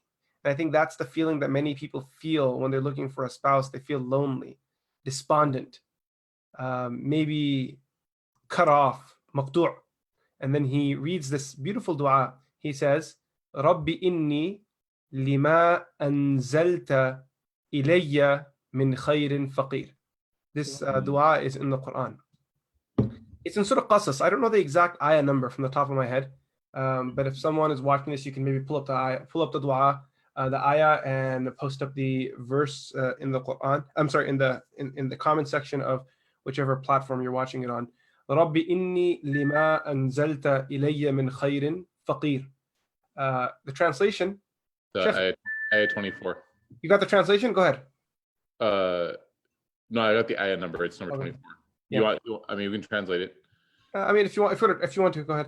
I mean, Rabbi inni lima anzalta ilayya min khayrin faqir. khayrin. Oh my Lord. So, yeah, Inni lima anzalta ilayya min khayrin. I am to that good which you have revealed unto me. Min khayrin faqir. I am dependent of that. Meaning, oh my Lord, I am dependent of the good that you are to reveal to me. So you know that good that you. It's interesting, Musa alayhi salam's language, because he's not saying you may or may not reveal it. Inni lima anzalta, right? Bil jazm, like with firmness. He's saying the good you've already stored for me. Now's the time. Ya Allah, I need it right now. That's one dua. And the other one that comes to my mind is the dua Rabbana hab lana. Yeah, that's the one I was going to mention. That because even though that dua is more so talking about make my spouse and my children a source of peace and tranquility and comfort for me, but obviously there's something also very beautiful about somebody who looks forward to those things, making dua for that. Because for my spouse and my children to be a source of comfort for me, I'd first need a spouse and children.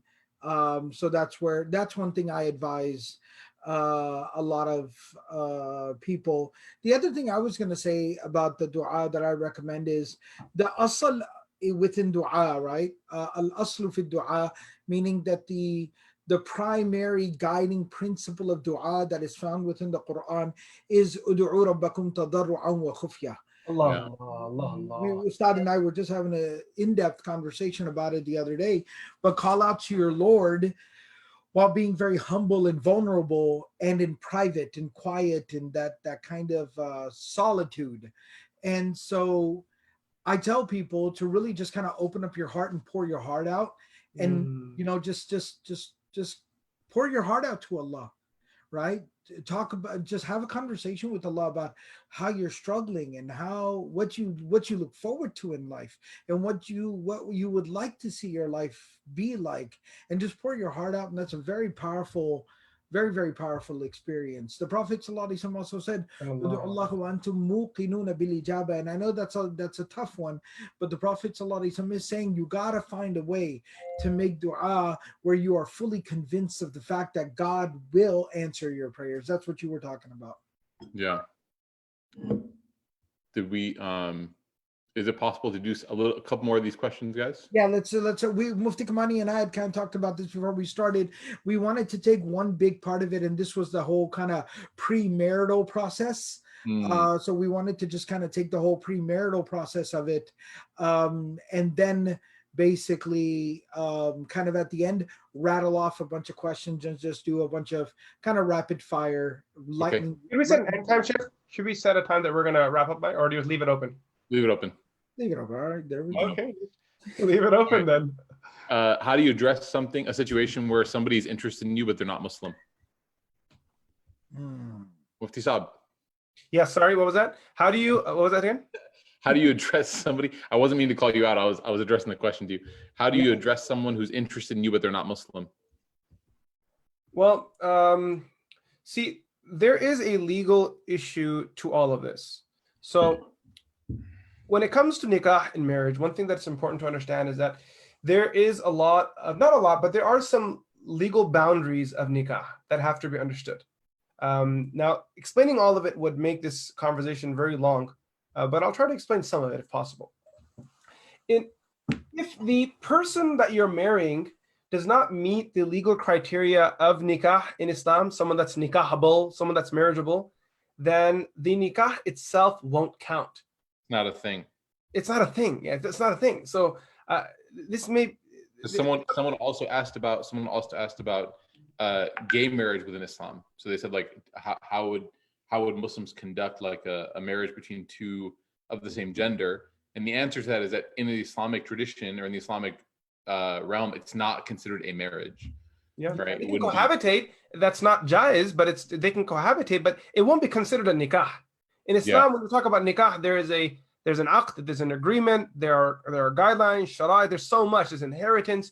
These rights are reserved. Now, and the examples I'm about to give are not going to be nice, so please pardon me. But if, for example, someone wanted to marry his own sister, walayadu billah, walayadu billah, walayadu billah, it's not a good thing to think about. But I'm trying to explain a point that whatever they think they're doing, that's not a nikah in Islam.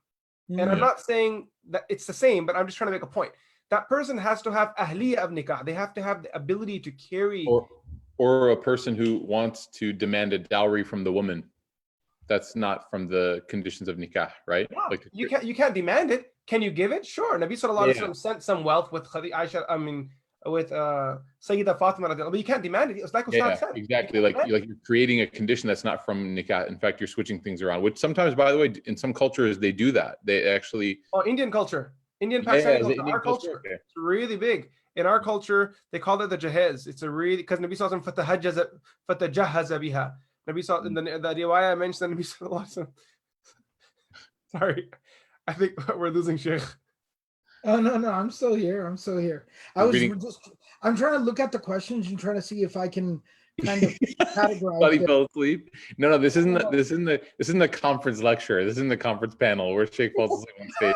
No, honestly, I'm looking here on my iPad. I'm trying to see if I can group some of the questions together. So when it comes to, now, the long story short, when it comes to marrying someone who is not a Muslim, does the nikah count or not? No. And minus the small Ahli Kitab exclusion, it doesn't count. So No.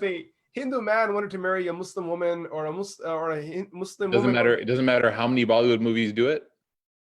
No, unfortunately, no. Yeah.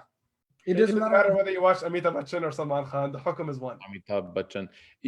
And I will say this too. I personally am of the opinion. I know Sheikh and I have had this conversation before, Sheikh, about Muslim men marrying from Ahlul Kitab, and we at the current circumstance with the amount of just the amount of single Muslim individuals out there, like we don't conduct those marriages. Yeah, and not only that, I mean, even in classical traditional, That's harsh, Ustad. I'm a harsh guy.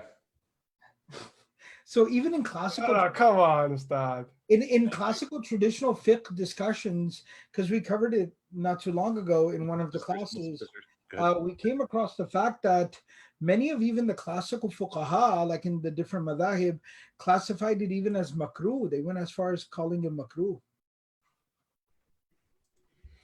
What the nikahi, the kitab of a kitabi with a Muslim? No, a Muslim with a kitabiyya, yeah. Like Muslim man and Christian woman, many even classical fuqaha, this is not just kind of a modern kind of like reaction to, you know, marriagelessness, singleness in the Muslim community. Even classical fuqaha, many of them said that, it's not impermissible because Allah subhanahu wa ta'ala allowed it, but it is discouraged. I feel like when it comes to the something being mansus and the permissibility being mentioned, we might discourage it based off of our context. And this is I'm not imposing this on obviously my co-panelists here. This is my perspective. I don't think Ustad Murphy did not use the language of haram. So I'm going to make that clear. He did not use I didn't. I just said I don't do it. I told him to go to another imam who would do it. And I'm assuming that's your way of showing you're discouraging of it. Kind of like how, and you can discourage it, by the way, because Umar radiallahu anh did reprimand Hudayfa bin Yaman radiallahu anh for marrying kitabiyat. He did reprimand him, and he said to him that if you marry the kitabiyah, then what will happen to people that will follow you and the Muslims being left behind? Yeah, but I'm not sure if I would personally make a policy out of it, but I understand the perspective that you bring up. Okay, next question. For those of us who are 18, so let's just say too young to get married, how should we be navigating this path? Is it a good idea to get married young? Should we wait? If it is, how should we talk to our parents about it? I feel it's really difficult for me to even get started talking to my parents about that. So a couple of things that I'll say is that, again, there are exceptions to every rule. However, we don't make rules out of exceptions. I'm talking about the here and the now. Here's the other thing. We can't talk about theoretical, ideal. No. The here and the now, the reality. The current reality in America, in the American Muslim community, is the vast, overwhelming majority of 18-year-olds are probably not mature. Yeah, they're not well adjusted able to get married. They're young to get married. Now, could somebody be the exception to the rule? Absolutely. All right. Yeah. There could be somebody who's the exception to the rule, but we can't make rules out of exceptions. So we see these exceptions every now and then, by the way, Sheikh, right? Yeah. I had my first child when I was 21. I don't recommend it to people. I don't recommend people having children young. I'm not someone special, but I do believe the tarbiyah that I had growing up helped us become mature at a young age. And the age only represents, I'm not sure if how long you stay in the dunya and the age of your organs actually determine how mature you are. You're right. Oh yeah, and I know 35-year-olds who aren't ready to get married, and I know 20-year-olds who are definitely ready to get married. So like a stone could exist on the world for 1,000 years, but doesn't mean it's valuable until you actually make something out of it. Once you Mufti Saab, we don't have to get all philosophical, Mufti Saab. But no, guys, I'm gonna go get myself a cup of chai. I'll let you guys be, and I'll be back. Yeah. What I'm basically just saying is that at 18, most of our youth in this country, Muslim youth, are probably not going to be ready to take on the responsibility of marriage. That doesn't mean that they cannot get married. They're going to need like a very, very strong support system, financially, emotionally, psychologically, spiritually, and not everyone's got access to that. And that also is very hit or miss. So what I would probably advise an 18-year-old that's trying to figure out, how can I start kind of working towards that end, I would basically tell them that start by first developing yourself, Mhm. maturing yourself, sophisticating yourself, educating yourself, become learning to take on responsibility, learning more and more about how to be self-sufficient and provide and take care of completely yourself before you're going to be ready to take on another person entering into your life. So the conversation with the parents, I think that can wait. Your Mm. self-development plan and program can start first. And then as that self-development plan progresses, it'll eventually reach a point where that conversation with your parents is going to be very natural. Right. And if you're doing a good enough of a job with your self-development plan, I mean, don't even be shocked or surprised if somebody brings it up to you before you had a chance to bring it up to them. Yeah. Because game recognized game. Nice.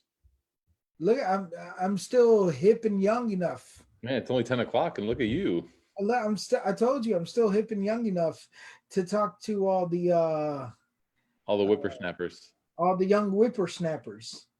You always keep it 100, Shake. 100. So, but Like you're starting to sound like Joe Biden. I, I, uh, sorry, I should never say that to anybody. That's not nice. That's not a nice thing that to was do. very rude.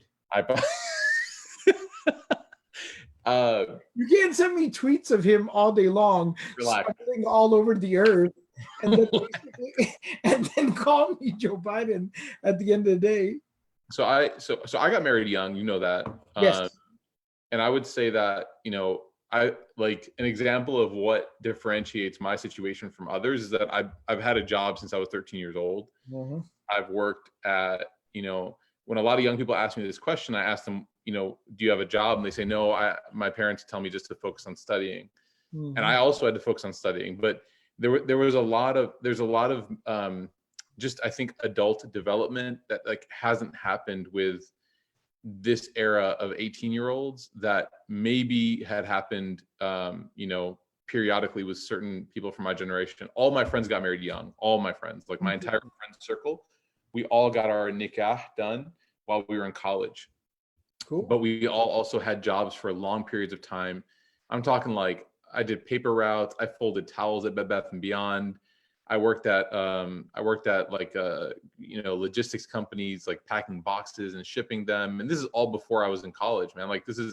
And then finally when I was in college, I worked at an orthodontist office, at the front desk. Maybe there was like something in that particular environment that you were a part of, number one, or number two, it could have also been like a little bit of a cultural moment there in that particular community. I think in general, my group of friends, we all understood the value of like being able to have a job and being able to balance that with school, with family, and with religious development. I think it was probably a collection of, different groups of friends, but like probably somewhere between like 20 to 30 of us in different circles, but we all had the same sort of recipe. And alhamdulillah, like, I think if everyone's marriage is alhamdulillah successful and whatnot, but that didn't mean it was easy. I still had to obviously go through the whole process with my in-laws and convincing them that we weren't too young and all this kind of stuff. So that being said, I do think my situation is exceptional. Just like Mufti Saab said, I don't regret it for ourselves. I don't recommend it for others, but I don't regret it at all. My wife and I now, alhamdulillah, have been married for over 10 years now, subhanAllah. And so I highly recommend it, but at the same time, or I highly recommended it for myself, right, at the time, but at the same time, I don't see a lot of cases before me today where I'm inspired to recommend it, simply because the lack of maturity with individuals. So it's not that I'm trying to down talk 18-year-olds. I'm just trying to say, like, step up to the plate and prove it and be that exception if you really want to be. But if you 6 months pass, 8 months pass, 10 months, 12 months pass, and you still haven't been able to like get out of, I used to go to work at 7 a.m. on Saturdays, dude. Like, that's just the reality of it. And so if you're not able to do that, if you're not able to really, step up and prove to yourself and prove to others that you're capable of managing multiple responsibilities and, succeeding and striving within different realms of your life, then adding another human being to that is not just bad, it's irresponsible, it's catastrophic. Yeah, it's not gonna Also, end well. the other side of it that I would say is that, you know, if you don't even know who you are, right? Like a lot of 18-year-olds are still developing themselves and finding out who they are. Um, I'm incredibly lucky, and my wife is also lucky that both of us had, you know, she's an eldest sibling, and eldest siblings tend to develop earlier because they kind of have to become like co-parents, sort of. Yes. I'm the second youngest out of five, but I went through a lot of life experiences early on where my maturity sort of accelerated. And so by the time I was in college, I already kind of knew who I was and what I wanted to be and what, you know, I kind of landed on my, but I think college is where a lot of people go through that exploration process. I think people in the freshman year of college and the senior year of college are very different people. You know, Yes. very, very different people. And so And I yeah, think that, and you know, by a lot of times in senior year of college, you know, you've done a couple of internships, you've been working yeah. part time, you're And thinking very seriously about your long term, you know, situation, versus freshman in college. It's just kind of you're still trying to figure out and exactly how to even do your own laundry a lot of times. and proof of that is that look at the friends that people have freshman year versus senior year. Look Mm, at the circles that people run with. They change, they shed very quickly, and they change. very drastically. I always tell people in freshman year of college that you're probably going to be friends with maybe 5% of your friends in 4 years, maybe 5%. So if you got like a crew of like 20 people or like 10 people, like you're not going to have like you guys aren't going to be all that tight knit, right? Like, I mean, if 10 people, then you have half a friend, but you know, the point I'm trying to make is like, you're not going to keep that crew. And a lot of that is just natural. It just speaks to the fact that you're still Well, developing. but friends are forever. Mufti Kamani's camera just highlighted because his door slammed. Yeah, no, I think I would say that some things that show that someone is the rule is that they're still developing themselves. And that's not bad. It's not a bad thing. No. It's not a bad thing. Like, I don't want people to think that, oh, if I can't get married at 18, I'm weird. No, you're normal. Like, you're very normal. Practice patience, keep yourself occupied, focus on, like Sheikh said, developing yourself until that time comes. And if you feel like, you know what, no, I am the exception. Don't tell people you're the exception. Just show people you're the exception. Yeah. You know, don't walk around saying like, no, I'm ready to get married now. Like, no, dude, like start paying for your own cell phone bill. Start paying for your own car insurance. Start paying for your own car payment. Then you know what, when you have that conversation with your parents and you're like, I think I'm responsible enough to have another person in my life, they won't say things like, we pay for your cell phone bill, we pay for your car, you know. Your mom, and then that's when everyone complains about the mom being like, I still do your laundry, dude. It's true. My mom has not done my laundry since I was 12. Yeah. You know, I do my wife's laundry. Like, I do everyone's laundry in this house. Like, I'm always doing, my wife actually told me, she's like, stop doing our laundry, please. Like, it's not dirty. And I'm just like constantly doing loads of laundry. I'm not trying to compare, but what I'm saying is you just have to look within and see, am I ready? Am I mature enough for this? You can't ask your parents for allowance to go on a date with your wife, bro. That's just not how it works. Like, can I have $20 to take her to the movies? Like, no, you know, you have to be able. The movies are haram, by the way. So That's true. That's true. He just woke up. I just So, caught that last comment as I was sitting down. I want to make it set the record. okay. So that was one question I got. Sorry. Let's do some next ones. Everyone's got. By the way, you're not supposed to be going to watch the movies right now anyway, since we're all in self-isolation. That's one second point. That's true. That's really bad. I met a good Muslima online and we want to get married. I live in Europe and she lives in Palestine. Yeah, I'm not hanging that one at all. I'm not trying to be disrespectful. I don't know. There's so many follow-up questions that I start laughing. There's too many follow-up questions to that. So, you know, I'm really excited because this is recorded and I can make a GIF out of what you just did. I'm so excited. Alhamdulillah. No, I think, oh man, poor guy. And that same guy said, can I negotiate to reduce the dowry? Oh man, yeah, you might not want to get married right now, bro. Okay, so yeah, you could though. You could, and let's let's not connect the two. 1 second, stop. How about we don't connect the two and we just look at it? Is it okay? I'm going to broaden the question because we do have, mashallah, people here who have studied. What's the ruling on setting the dowry?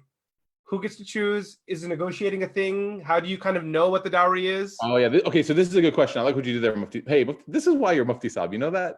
Man, that chai worked. Whatever you drank worked. So yeah, what's the situation with the dowry? This is a big obstacle with marriages, man. It's a huge like I didn't realize. Yeah, Yeah. I still don't, I They think, say fully crazy. realize it, because a lot of it is like very specific to certain communities versus other communities. So I've heard things like 1 year's salary. I've heard 3 months salary. That's common in some Desi culture. I've heard 1 year. I've heard 1 year's salary. Sheikh, Wow. do you want to walk us through some of the fiqh of it? Since you do teach fiqh al-muqaran and you do cover different. So for those of you who don't know, Sheikh Abdul Nasser teaches obviously at the Qalam Seminary, and there are a bunch of subjects he teaches. One of the subjects that he started teaching is a class. It's very interesting, very fascinating. It's on comparative fiqh. And it's basically a text where Sheikh Abdul Nasser takes some of the more advanced students at the seminary through fiqh, but from the lens of all the madhahib. So they usually start off with one madhab, but then he walks them through multiple madhahib. And that's why I asked Sheikh Abdul Nasser to share his thoughts on this, because he can, provide that diverse, sort of shed some diversity on the issue. I mean, so in general, what's very interesting is that their majority actually say that there is no minimal standard of how minimal a mahar can be, somewhat so that some of the scholars are of the opinion that the mahar can itself be like something that is completely immaterial, Mm-hmm. right? It We doesn't don't do even, that, Sheikh. no, I mean, We're Hanafis. We don't do that kind of stuff. but the We're not doing this. Ahnaf, the Hanafi position is that the minimum mahar they say is asharatu darahim, 10 dirhams, which would come out to about how much today? I forget the It's whole. something silly. It's less than $10. Yeah, okay. Well, okay, when I say silly, I don't mean it like that. What I mean is that currencies have changed, values have changed. So a lot of this, sometimes the Analogy. the analogy, and also when you're trying to convert currency, the meaning is lost. The Yeah. buying power. I always try to imagine what the buying power is. So if 10 dirhams And from- dirham is silver, so that's what makes it even that much more difficult. Had it been Yeah, dinar cheaper. and it was based off of gold and the value of gold remained, then we'd have something better to put it up I against. think I tried to do a little bit of an estimation of what the buying power of 10 dirhams as silver would be. And I think it was still like 30, $40. And that is being generous. Suffice it to say, it's a very, very nominal amount. That's it. That's all that's required for mahar. That's Isn't that it. beautiful though, Sheikh? Could there be beauty in that? Amazing. Because it opens up the door of nikah for people, and it's not only for the rich. Mhm. Oh yeah, I think or it's not. You don't make it mu'akhar, so it's like everything is like deferred, and the Cash. person enters marriage in debt. Yeah. You know what Yeah, I mean? absolutely. And that's a huge resentment that I see between families. It's really getting marriage started off the wrong foot. So if I could advise everybody, it'd be, negotiate, like have a conversation about that and try to really involve knowledgeable people to help guide that conversation. Because I've seen really, really extortionary practices. Anyways, And then I was just going to say, there's no limit on the maximum. There's no limit on the maximum. It can be as much as whatever they agree to, they decide to. yeah, Some people try to bring in the narration where the Prophet ﷺ talks about the most blessed of marriages are the ones that have the least amount of financial burden. But many of the scholars say that doesn't pertain to the mahar. That's more so talking about all the other periphery of marriage and all the other expenditures that surround and are involved with the wedding, rather more so than the marriage, right? So I don't think it's fair to bring that into the discussion. But ultimately, it goes back to mutual agreement. Now, the mahar, there being a respectable mahar, is also very important for the respectability of the contract and the marriage and the bride. But that being said, at the end of the day, what we got to figure out is, what is the ultimate goal here? If the goal is to try to extract as much money as possible, then maybe there's other ways to go about in doing that. But if the goal is to actually have a fruitful marriage, a meaningful union of two souls, then at some point you're going to have some level of collaboration and cooperation here.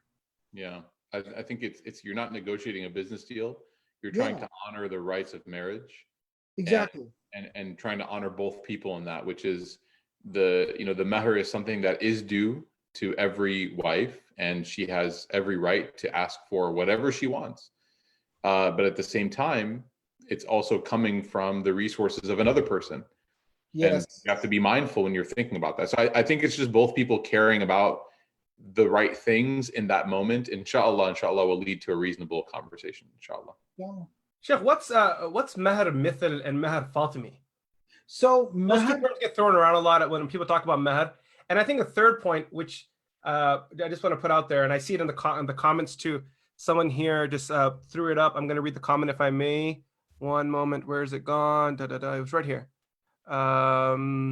It was basically about how some guys will say a particular number and they won't ever fulfill that number. They'll say something silly like $1 I've seen million. that. I think I saw that somewhere. I've seen that a lot. Someone just posted it here on the comments. I can't see it anymore. So those three things, Sheikh. Thoughts on that? Mahr Mithal, what's Mahr Fatimi? What is that whole thing even about?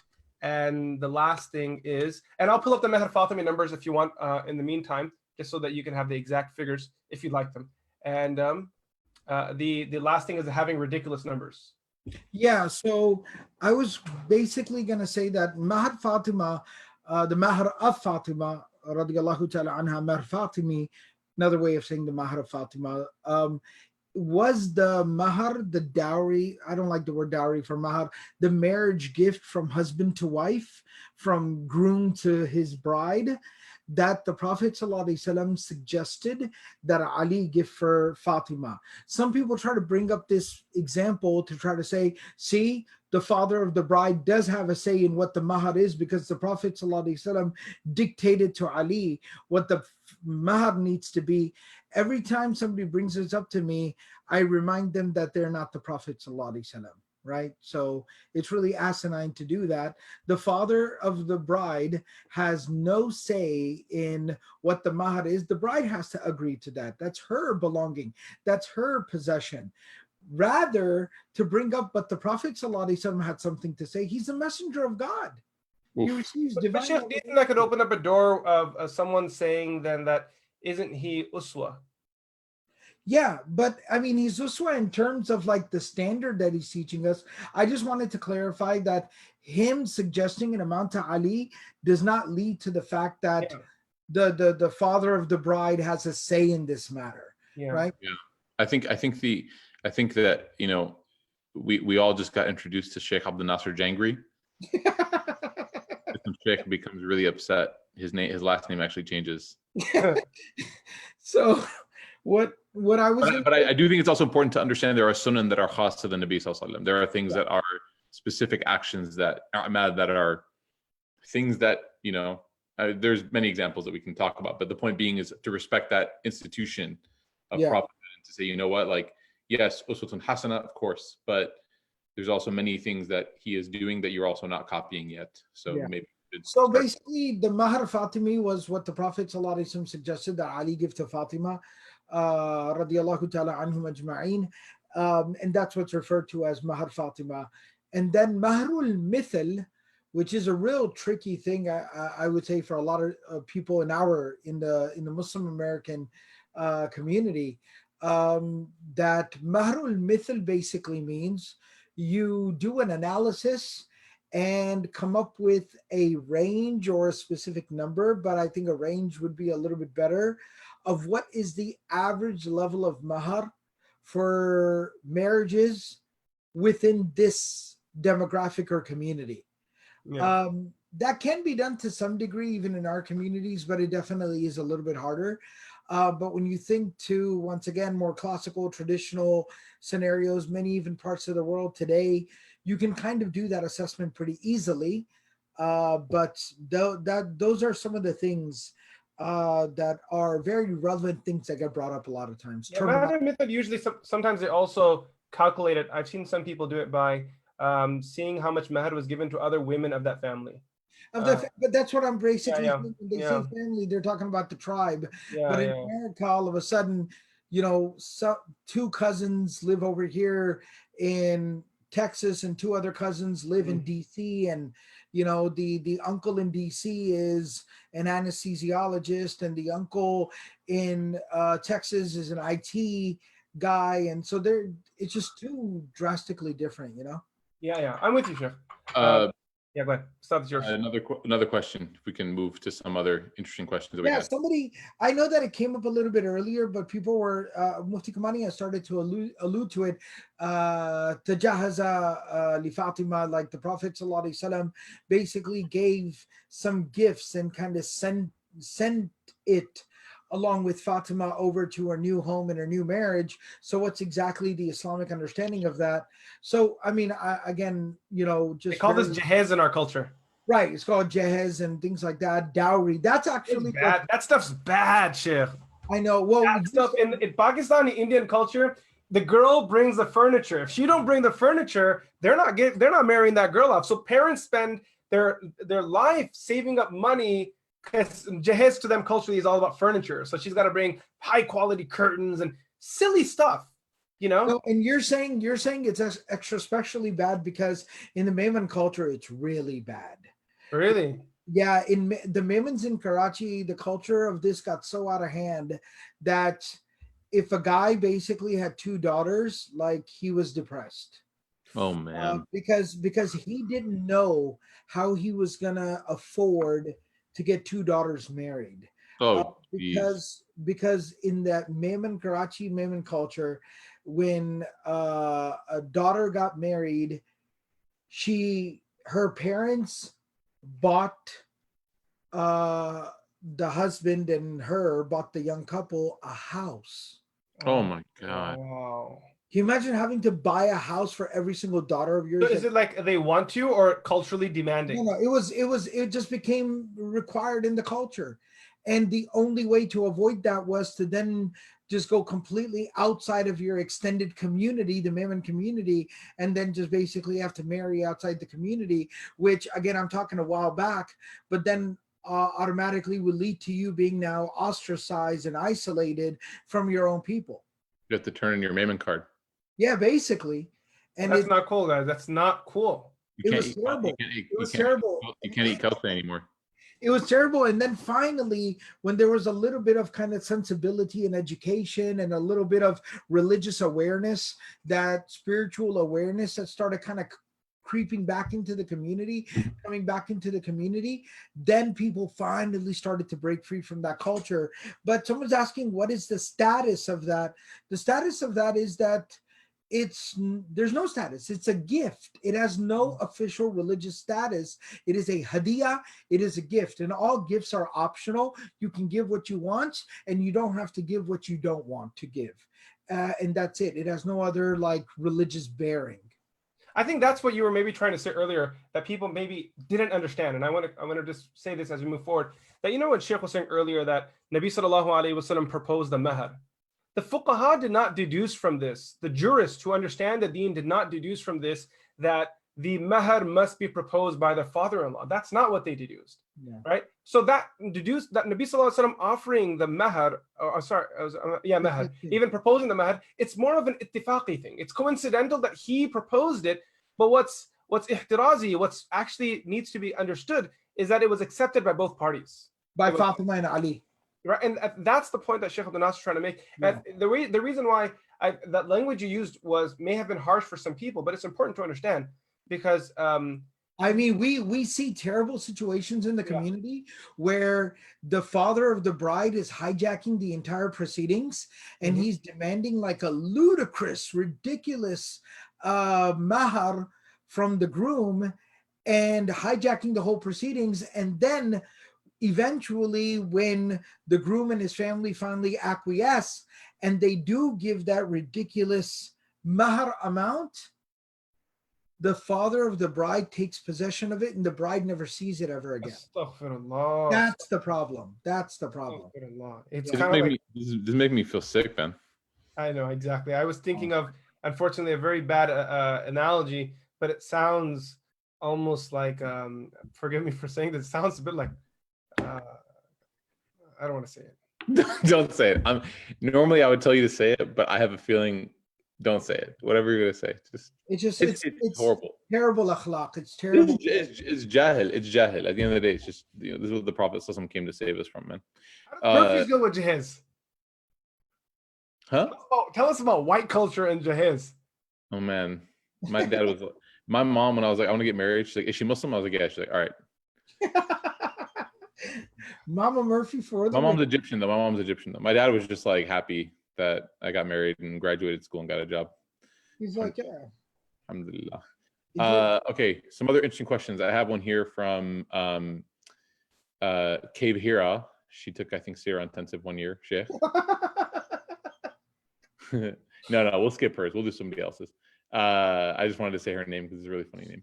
But there's a lot of questions that deal with sort of the process of getting to know. Like here's one from Instagram. You know, how do I build a relationship with my in-laws? You know, Sheikh, I know you say in-laws are outlaws. yeah, outlaws. Why'd you just turn it into like a Tupac. That's how Tupac used to say outlaws. Yeah.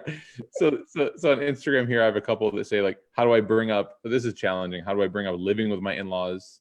And I'm assuming that what they mean is not wanting to live with them anymore because Or they really want to live with them. unless they want to move in. Yeah, they're living. They really. It's like, can I please leave with you? Yeah. So But yeah, man, why I always gotta like do this particular issue because so let's make this like a holistic question because there's so many people that have older Desi people are gonna like pay to have me killed, man. I don't know why you insist on always asking me this question. listen, as long as you keep social distancing, you'll be fine, inshallah. So there's and you and I have been in gatherings where, you know, people, you know, have asked questions about in-laws versus my own parents, like who wins and you know, or who has more rights in the situation, the wife or the mother. You know, it's always these like false you know, comparisons sort of being made. So how then, like for example, how do we manage our relationship with our parents and our spouses? And how then do we advise our spouses to manage our relationship with their in-laws? Sheikh Abdel Nasser Jangda, the floor is yours. So This is Ustad Murphy's birthday gift to you.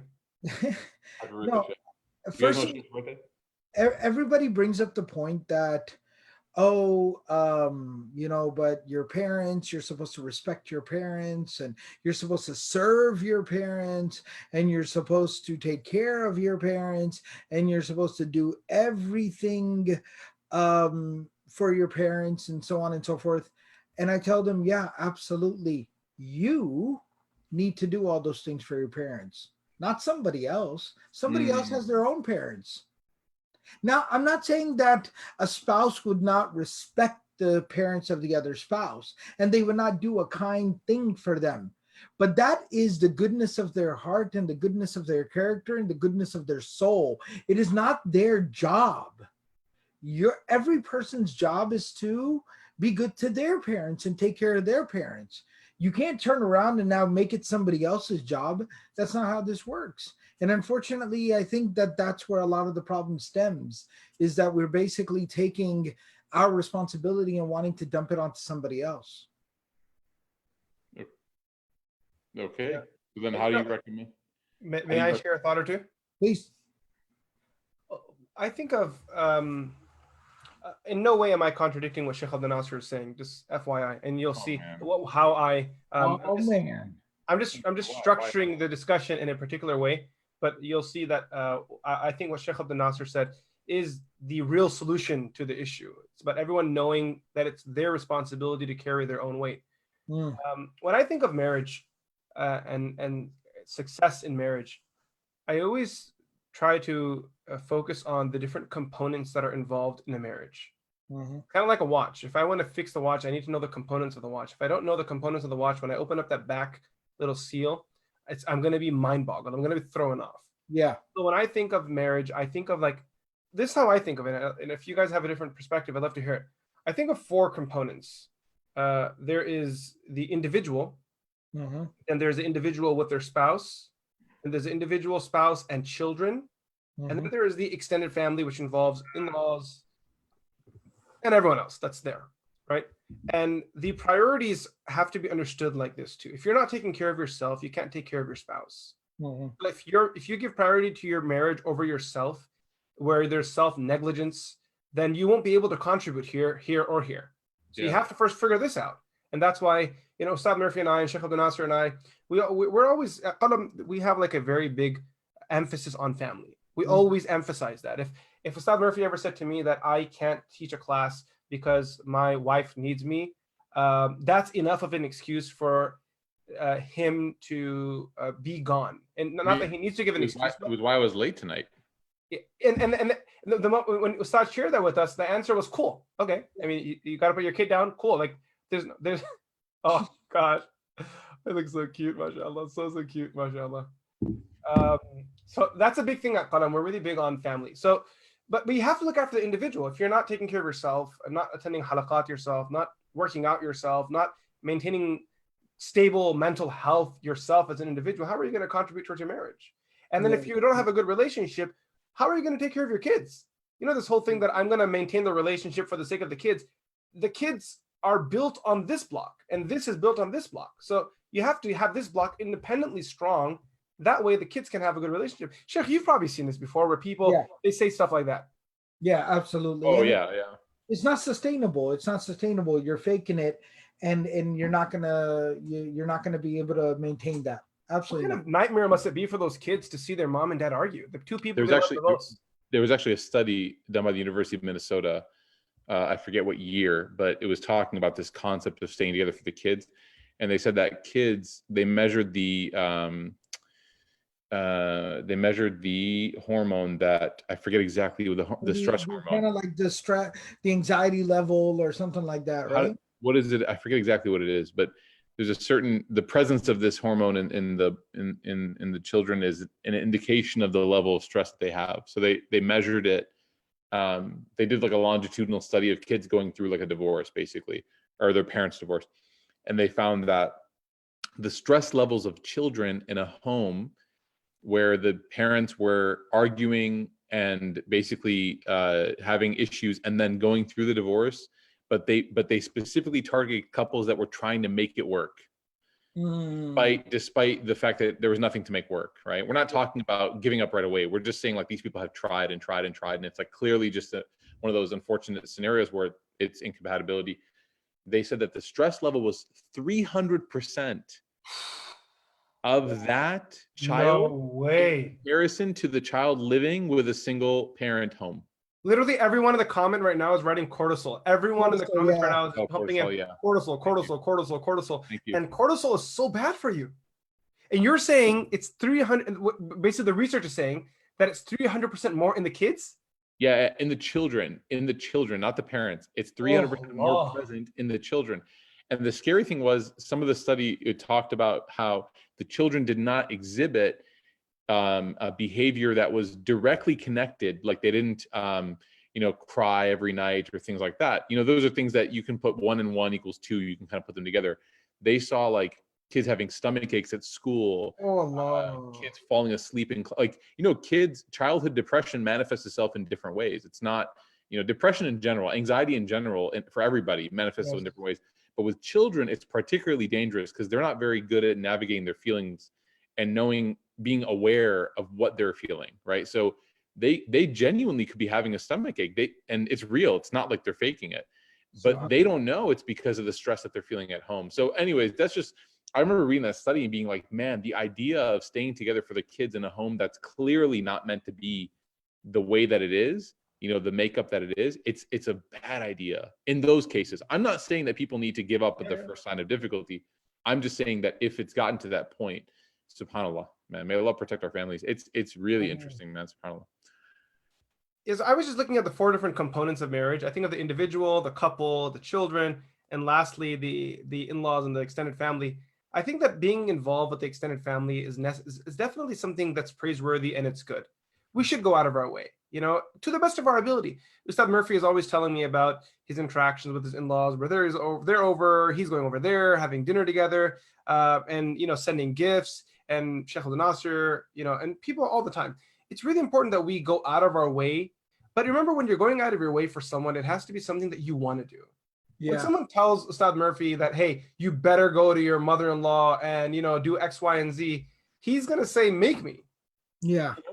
Now, I don't want to do it anymore. Like, I was doing it because I wanted to, because I love you. Out of love for you, I was willing to go out of my way. And then, for example, the sad part is when the mother-in-law gets abusive with the daughter-in-law, and the son of this mom and the husband of this wife sits there with his lips shut, and the wife is sitting there thinking, gosh, I thought you said you love me, and clearly I'm getting destroyed here, and I'm staying quiet on your behalf, and you're not speaking on my behalf either.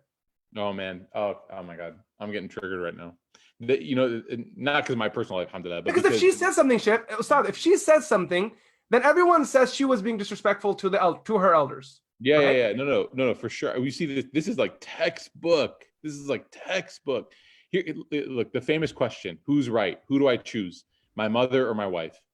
Okay, who do I choose? The answer is whoever is right Yeah. in the situation. If your mom is being out of whack and your wife is being legit, then you tell your mom, hey mom, let's talk. This is not right. Yes, exactly. Yeah, exactly. If your wife is being ridiculous and your mom is actually bichari, she's like actually trying to make things work, then you tell your wife like this isn't acceptable. Yeah, right? Because these ideas are basically. Or if it's somewhere in between, then you call them. You kind of manage. Yeah, and that's what I was gonna say. In a lot of times in Western society, there might be this idea of like, no, that's it. You always got to side with your spouse. And like, for example, I can speak on behalf of Desi culture because I'm familiar with it. In Desi culture, is the idea you can never ever be critical of your mother. And the Quran is actually saying neither. The Quran is saying, like Mufti Kamani just referenced, كُونُوا قَوَّامِينَ بِالْقِسْطِ شُهَدَاءَ لِلَّهِ وَلَوْ عَلَىٰ أَنفُسِكُمْ وَبِالْوَالِدَيْنِ وَالْأَقْرَبِينَ. So, and maybe you're part of the problem. Yeah. Like if you're the problem, then you got to own up to it and say, guys, it's my fault. I'm bad at communicating. I'm bad at this. I'm actually the reason why you two are fighting. Right? Yep. Like I have little respect for people who tell their wives that you handle it with my wife and you handle it with my mom and don't get me involved. Oh, I have little respect, Mufti Saab. Don't be generous, man. How does that equation make any sense? You're supposed to be, if you keep touting and saying "Ar-rijalu qawwam," that I'm a custodian, why are you walking away? If there's any way this relationship is going to find peace, it's through you. You're going to need to be the one that is willing to sometimes have a bitter pill when talking to your mom and sometimes have a tough conversation when talking with your spouse. But you're going to need to be the one that has that conversation. And if you're not willing to have that conversation, and this is my little hashia on the masala, then you're not ready for marriage. Yeah, exactly. It's just like fathers who say the kids are your responsibility. Don't have kids, man. Yeah. And don't do what causes kids. Then, if you know what I mean. Like if you think you're responsible. Not to you. That's what. What is it? What'd you say? Nothing. Sheikh started giving me a no, so I can't say anything. Well, I can just go back and watch the video. So but I will say, if any case a person is skirting their responsibility, then don't do what is causing that. Don't get married. Don't have kids. If you're going to be the kind of person that's just like, oh, I just got the message. In the middle of a hangout, when one person sends a text to the other two, and everyone starts laughing. This is that moment. I want to clarify to everybody watching, this is terrible akhlaq, but it is what it is. It is what it is. Listen, it's almost 11 o'clock here, all right? So yeah, no, but I will say that, and I think that it's also important, by the way, like one of the best things I can say, the best recipes, and I will say this to everybody right now: if you're not married or if you're in the process of getting married, encourage your parents to take the side of your spouse over you. And have that same deal with them. Like my mother-in-law always is very positive towards me. My mother is very positive towards my wife, and my mother is very critical of me, and my mother-in-law is more critical of my wife than she is of me. Right? And I'm not saying that we want our parents to be critical of us. That's not what I'm saying. What I'm saying is, if like it's always better on the side of caution to err on the other person's side. So my mom will always remind me to be a good husband. My mom will never tell me your wife is not being a good wife. She'll never ever say that. I mean, did everybody just forget about basic adab and character? I can't go around reprimanding other people's children, man. Yeah, exactly. And my mother-in-law, so and my like mother-in-law, when a father-in-law or a mother-in-law, like the in-laws are basically being hypercritical of the spouse of their child, their daughter-in-law or their son-in-law, you're basically picking on somebody else's kid. Would you like it if somebody picked on oh, your but you know what? These are the same parents that told teachers during parent-teacher conferences that they were the problem, and not their freaking Batamiz Badmash kid. The freaking Hayawan that they gave birth to. I will say this honestly. Parents have caused so much trauma in marriage. It's absurd. Yeah. It's absurd. And I don't know what to do anymore. Like as an imam and as a community I got through to some Desi parents. I kind of broke them. I kind of got through to them. because now that you're getting to their age, like I think you can. I can talk to them and I can relate to them. So I got through to some, I broke some of them where I basically just leveled with them and I said, do you hate your child? Do you hate your son, your daughter? And they said, no, what are you talking about? And I said, well, do you want to see your child miserable? Because you only want to see your enemy miserable. So, or do you want to see them miserable? They're like, no. They're like, well, your son loves that woman. Mm, And you have made it the purpose of your existence to end their marriage. Oh, mhm. too real. You Just just ripped the band-aid off, Sheikh. Hey, too real for you. Hey, Sheikh, Ustad, if we transition away from this discussion soon, I got one last question for either of you, because I think it'd be beneficial. We can sit here and talk about old uncles and aunties who are kind of set in their ways. Almost changing their ways is impossible. You just have to learn to tippy toe around and navigate around and hope to God that you have the strength and your marriage has the strength to make it through. You're not going to be fixing much. What do you have to say to young guys and girls today who will be in-laws 20 years from now, 30 years from now? Oh, good question, man. What do we have to say to them? that If you could talk to them 20 years from now, what would you say? I got one thing to say, and I started to say this earlier, and I never finished the point myself. A big part of learning about any kind of situation in life is not only paying attention to what are the right things to do, but also learning and paying attention to what are the wrong things, the things that you don't want to do. Mm, السعيد من وعد بغيره. Allah, yeah. A truly fortunate person is somebody who can learn from others' mistakes. You got to live life with this open notebook, with this open kind of notepad in your brain, where you are noting down the things that you see people doing wrong and detrimentally, and you're making a mental note. That's something I'm never going to do. and I'll add to that, Sheikh, that's beautiful. And I'll add to that the people that raised you, the people that you grew up around, whether it's your siblings, your parents, or people, your family, basically, they are imprinting this behavior onto you, whether or not you realize it. And so much of your personality, your identity, your characteristics, these are things that are so like kind of almost being threaded into your fabric. And so if you don't realize that, you're going to replicate these same things. And you may have grown up actually hating these things. Like you may have seen your dad say something or do something your whole life. And you're like, man, I love my dad, but I never want to be like that. Or my mom or my brother, whoever.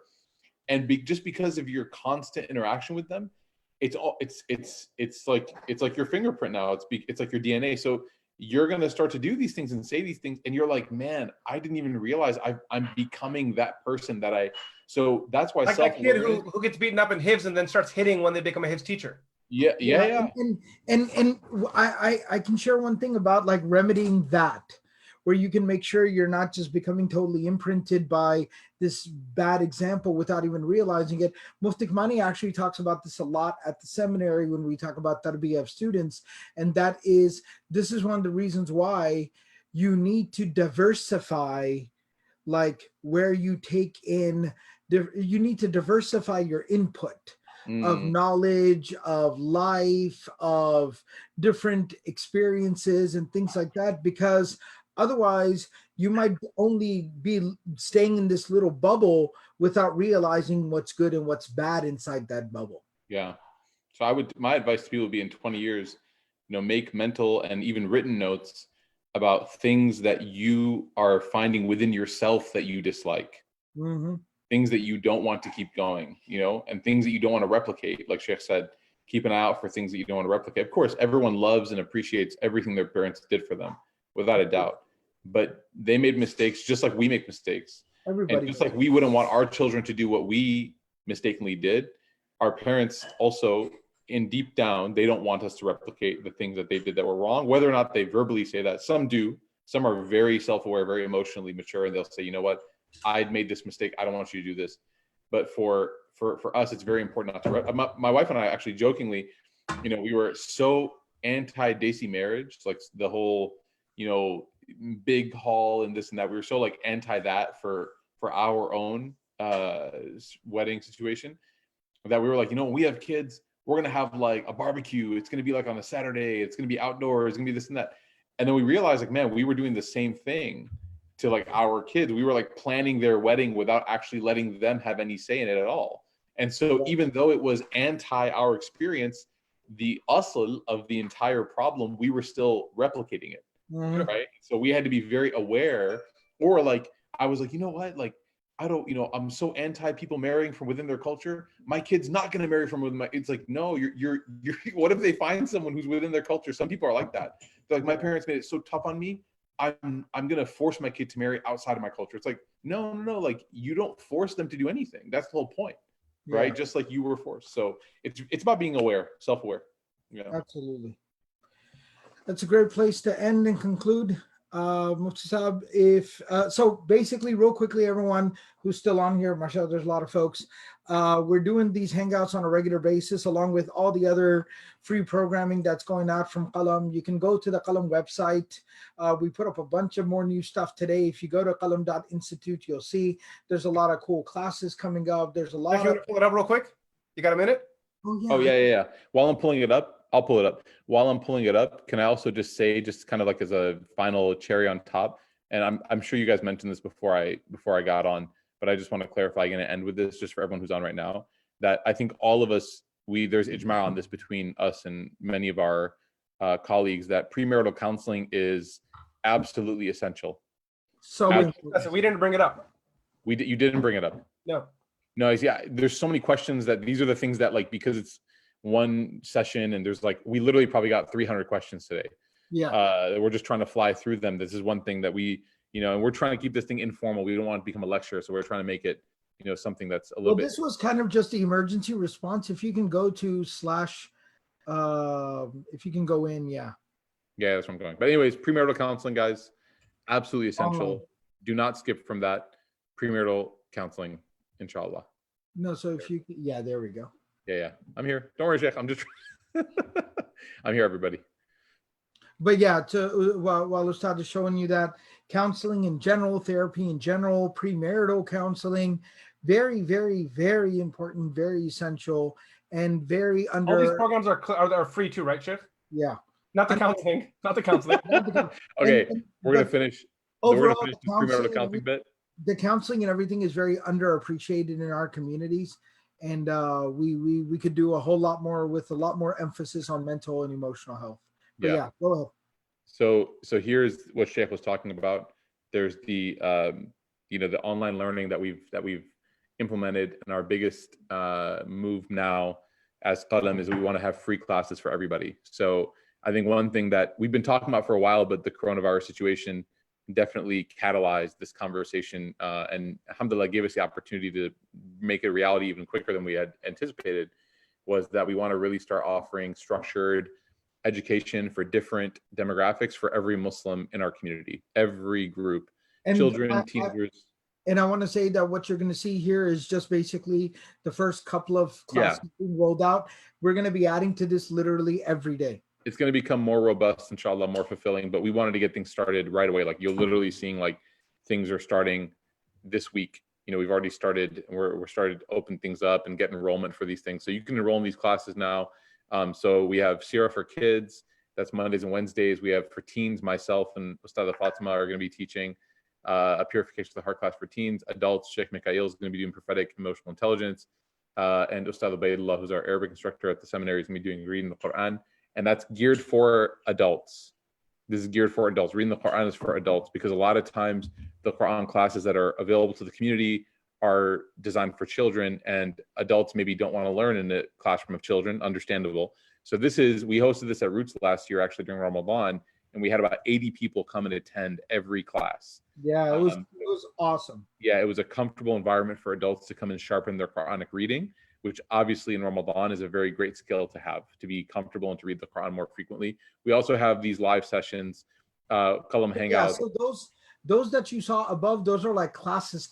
It's a little bit more kind of structured learning. And then as Ustad was saying, these are more like, public broadcasts. Yeah, so this is like if you want to sign up and go through something like a curriculum, or if you want to go through like set class time, set this time, it's going to be a sequence-based learning experience. Whereas this is going to be kind of it still is obviously structured, but it's a little bit less formally structured. The Qalam Hangouts obviously just being a conversation with us and some guests. Sheikh Abdul Nasser's tafsir every Tuesday. Mufti Hussein Kamani is going to be doing some Isha reminders as well. Some raqa'iq, inshallah, some heart softener stuff. Sheikh Mikhail does Path to Paradise. He did it tonight. I just watched it. It was great, mashallah, earlier today. And every morning, Sheikh Mikhail does prophetic supplications and azkar and dua. And also not on this list, but every Monday I do heart work, which is basically purification of the heart for young professionals. Right now we're doing Sirah, the life of the Prophet ﷺ, for the young professionals. So that's Monday nights as well. So, and then we have our podcast, which has, mashallah, I don't even know how many hours of content at this point. Our YouTube recently did some math. It's it's close to like 700 hours of content. Yeah, like 647 of those are Sheikh Abdul Nasser Sirah podcast, mashallah. So YouTube channel, mashallah, YouTube channel. And then of course the end is, if you want to make it happen, right? We're committing to making this free because we know that we can trust the community to help us do it.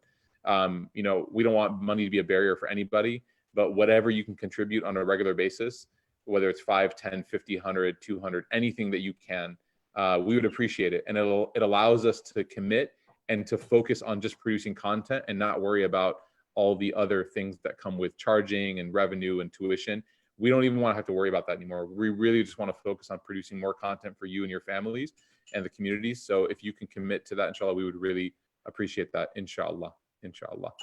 And tomorrow, so if you go to the Hangout schedule, we have the Hangouts on here Sunday, Wednesday, and Thursday. So alhamdulillah, on Sunday we had an awesome conversation. Today's Wednesday, tomorrow's Thursday, but like it says, mainly you're gonna see the three of us a lot on the Hangout. That's mainly because Ustad Abdurrahman and myself, we like to hang out, and then Mufti Kamani is here to supervise us to make sure we don't make too much trouble online. And but it says generally Qalam instructors and guests, because sometimes we are going to diversify a little bit. So tomorrow, it was a beautiful suggestion by Mufti Kamani. Tomorrow we're going to have a little bit of a focused discussion about a lot of the funeral and janazah related rulings, particularly in the current circumstance. So we're going to be talking about the different fiqh, all the legal, technical rulings that go into funeral rites, the whole janazah process, and then just kind of look at, with this current situation that we're in, how our funerals and janazahs basically going to work. So we're going to have a little bit of a focused academic and at the same time very open to the community discussion about that, inshallah. Very serious discussion, but very informative, inshallah, bi'idhnillah. So that'll be tomorrow on the Hangout here, inshallah. Inshallah. Or Ustad dua. You conclude for us, Mufti Sahib, please. We pray that Allah subhanahu wa ta'ala accepts his gathering. May Allah forgive any of our inappropriate conversation, anything that was disrespectful to anyone that was attending, anything that was inappropriate to the gathering itself. We pray that Allah subhanahu wa ta'ala blesses us with true knowledge. Allahumma arina al-haqqa haqqa warzuqna ittiba'a wa arina al-batila batila warzuqna ijtinaba.